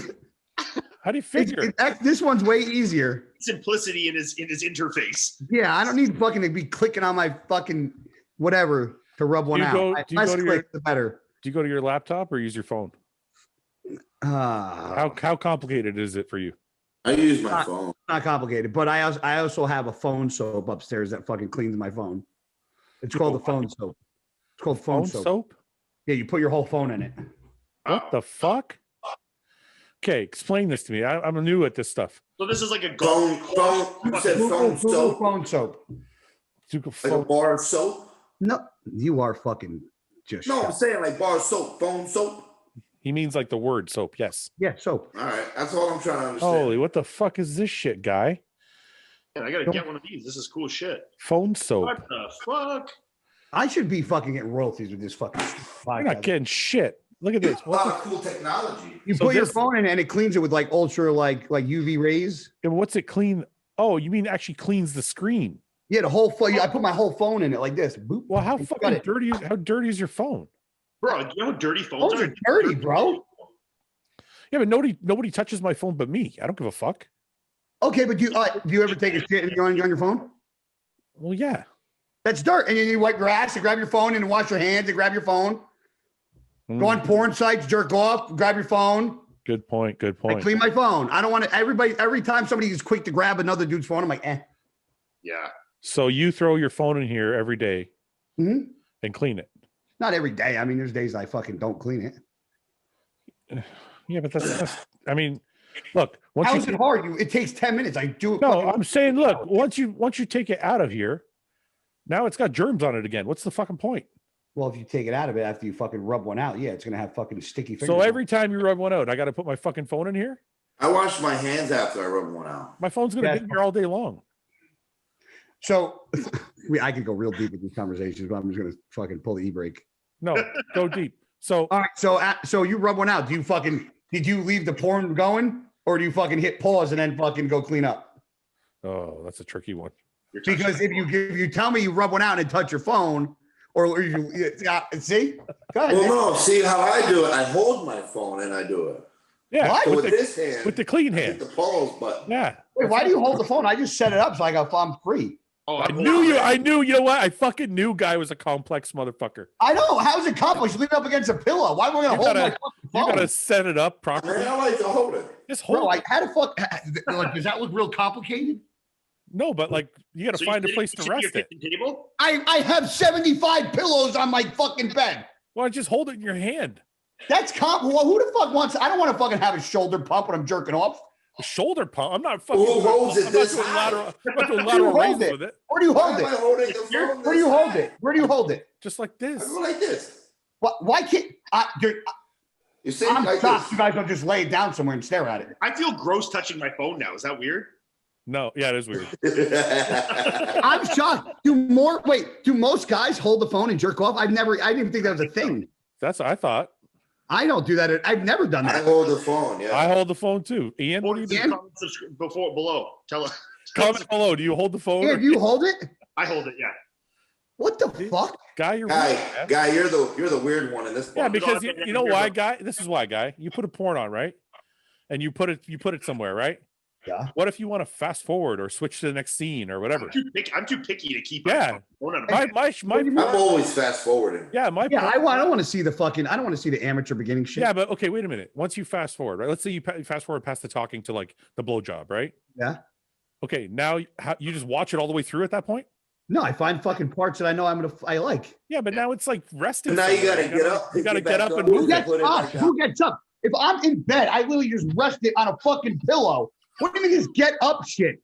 I'm the laziest fucking guy when it comes to jerking off. I put my phone on pillows and jerk off. It's not ergonomics because now you got it over here. You're like craning your neck. Yeah. And shit. Who's got it? I put it fucking right here. It's right fucking here. Why are you screaming? Know what he means? I'm picturing you guys like this. Why are you picturing? Is that how I do it too? Why are you picturing me jerking off? Because I can't believe you guys hold your phone when there's there's like a million phone stands you guys can get. It's right here. Look, I'm watching. I go like this, man. That's it. Right here. That's it. That's good. It's not that big a deal. Look. No, I don't want to hold my phone. I don't want to hold my phone. And if I want to go like super VR, then I go like this. That's virtual reality style. I hope you guys got a comment if you hold your phone. I just want to know. Listen, man, you gotta every time you want to fast forward, you gotta reach over and find the little bar and it's in my thumb already. Look, my thumb is right there. I'm totally holding the phone. Reach over. What are you talking about? Reach over? The fucking phone is next to me. Yeah, but you gotta reach over. Wait, for you phone holding guys, can you admit to me at least that the most annoying thing ever is when you're holding the phone this way and you want to try and fast forward, but you can't reach the fucking beginning of the video. For your thumb, the thumb knuckle's not long enough? This happens to everybody, right? Fouad, you know what I'm saying for sure. That's why you got to get a pop socket, Ian. Then you can reach. I'm trying to reach the goddamn front of my phone. You can't. See, I'm not really that picky. I don't really turn it. I just. I'm watch I turn it for the porn. I gotta turn it. Yeah, I don't. Oh yeah, I'm full screened. Mine's full screen. I don't turn. I need the full screen. Yeah. I don't turn it. I just watch it. You don't turn it. Fucking writing and shit below it there. I don't give a shit. No, because I hit like big screen and then you know what I hate. You know all what that I hate? Stuff's gone. All right, I was just gonna ask you, Nick. So Nick, let's say this: meet a girl. She's got a 10 out of 10. Oh, it's happened. It's just happened to me. Wait a minute. I want to ask Nick. You meet a girl, 10 out of 10 ass, the way you like it. Everything on her's 10 out of 10. Okay. You pull her pants off. She's got a massive bush. What happens? Well, see, if knowing me, I would turn her around first, pull her pants down, bend her over, and fuck her from behind. What if the hair's on her pussy too? So even if you bend her over, you can see it. Like it's going all the way up. I'll get turned off. Instantly turned off. So that's your limit. You can't do it. Yeah, I don't do hair. Really? We're talking 10 out of 10, like girl of your dreams. Yeah, I'll turn her down ASAP. Go shave your pussy. Ian? I mean, I would not throw them out to the trash, but I mean, I might make a friendly suggestion after the fact.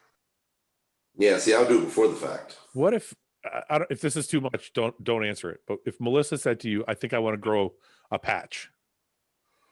I mean, man, we've been together for fucking 8 years. I've seen that in every fucking, like every version of it. I've seen it like for fucking 2 months between waxes. I've seen it the day of. Like I've seen everything. Okay. You don't have to go any further. Okay. Guy. I'm so okay. Where was the question now? Because this went so many different ways. The hair. Is there? If you meet a 10 out of 10? It's happened. I've met girlfriends that I've dated in the beginning and went down and went into the thicket. Wasn't expecting it. And you went anyways. The rough. One of them we hooked up, but I didn't sleep with. Go down. That time, and then the next time we hooked up, the field was cleared. The grass was cut. Yeah. And then one time I'll never forget. It was a girlfriend, and it was like the first time we actually hooked up.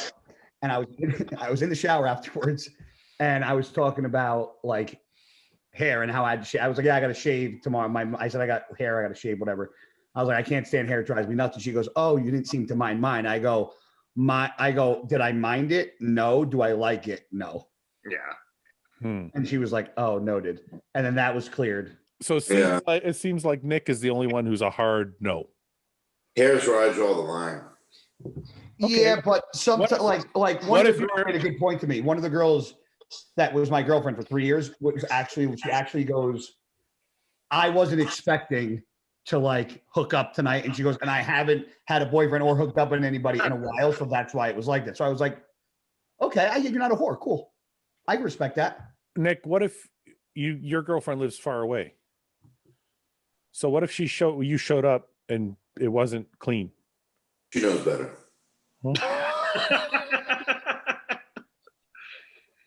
That will be freshly shaved before she comes. What if you surprised her and she wasn't ready? Nick's like, I would shave it myself. If you showed up, let's say you show up tomorrow, you're like, surprise, and she hasn't shaved since the last time you saw her. Are you okay? Or are you like not? You're gonna like go shave before we have sex? I'm like, let's go take a shower. Okay. All right. Well, on that note, I guess I'll see you guys next week. This podcast took a fucking. This is a good one. Who's going to thank us after this podcast? FoamSoapXNXX.com. Yeah. We're getting a bunch of questions here. Their site's going to crash tomorrow morning when I'm on it. I wonder how many people already knew about that site.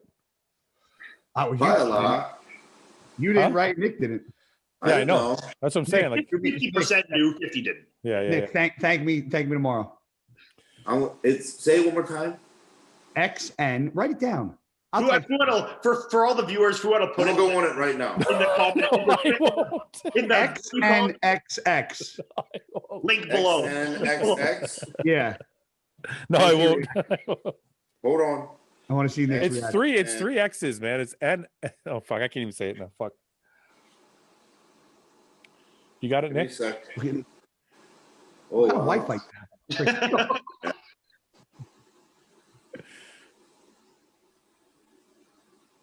All right. Okay, we gotta leave Nick alone now. Sorry, gotta go. All right, fuck. Go have fun, Nick. All right. We'll talk next week. Yeah, we'll see you. See you, boys.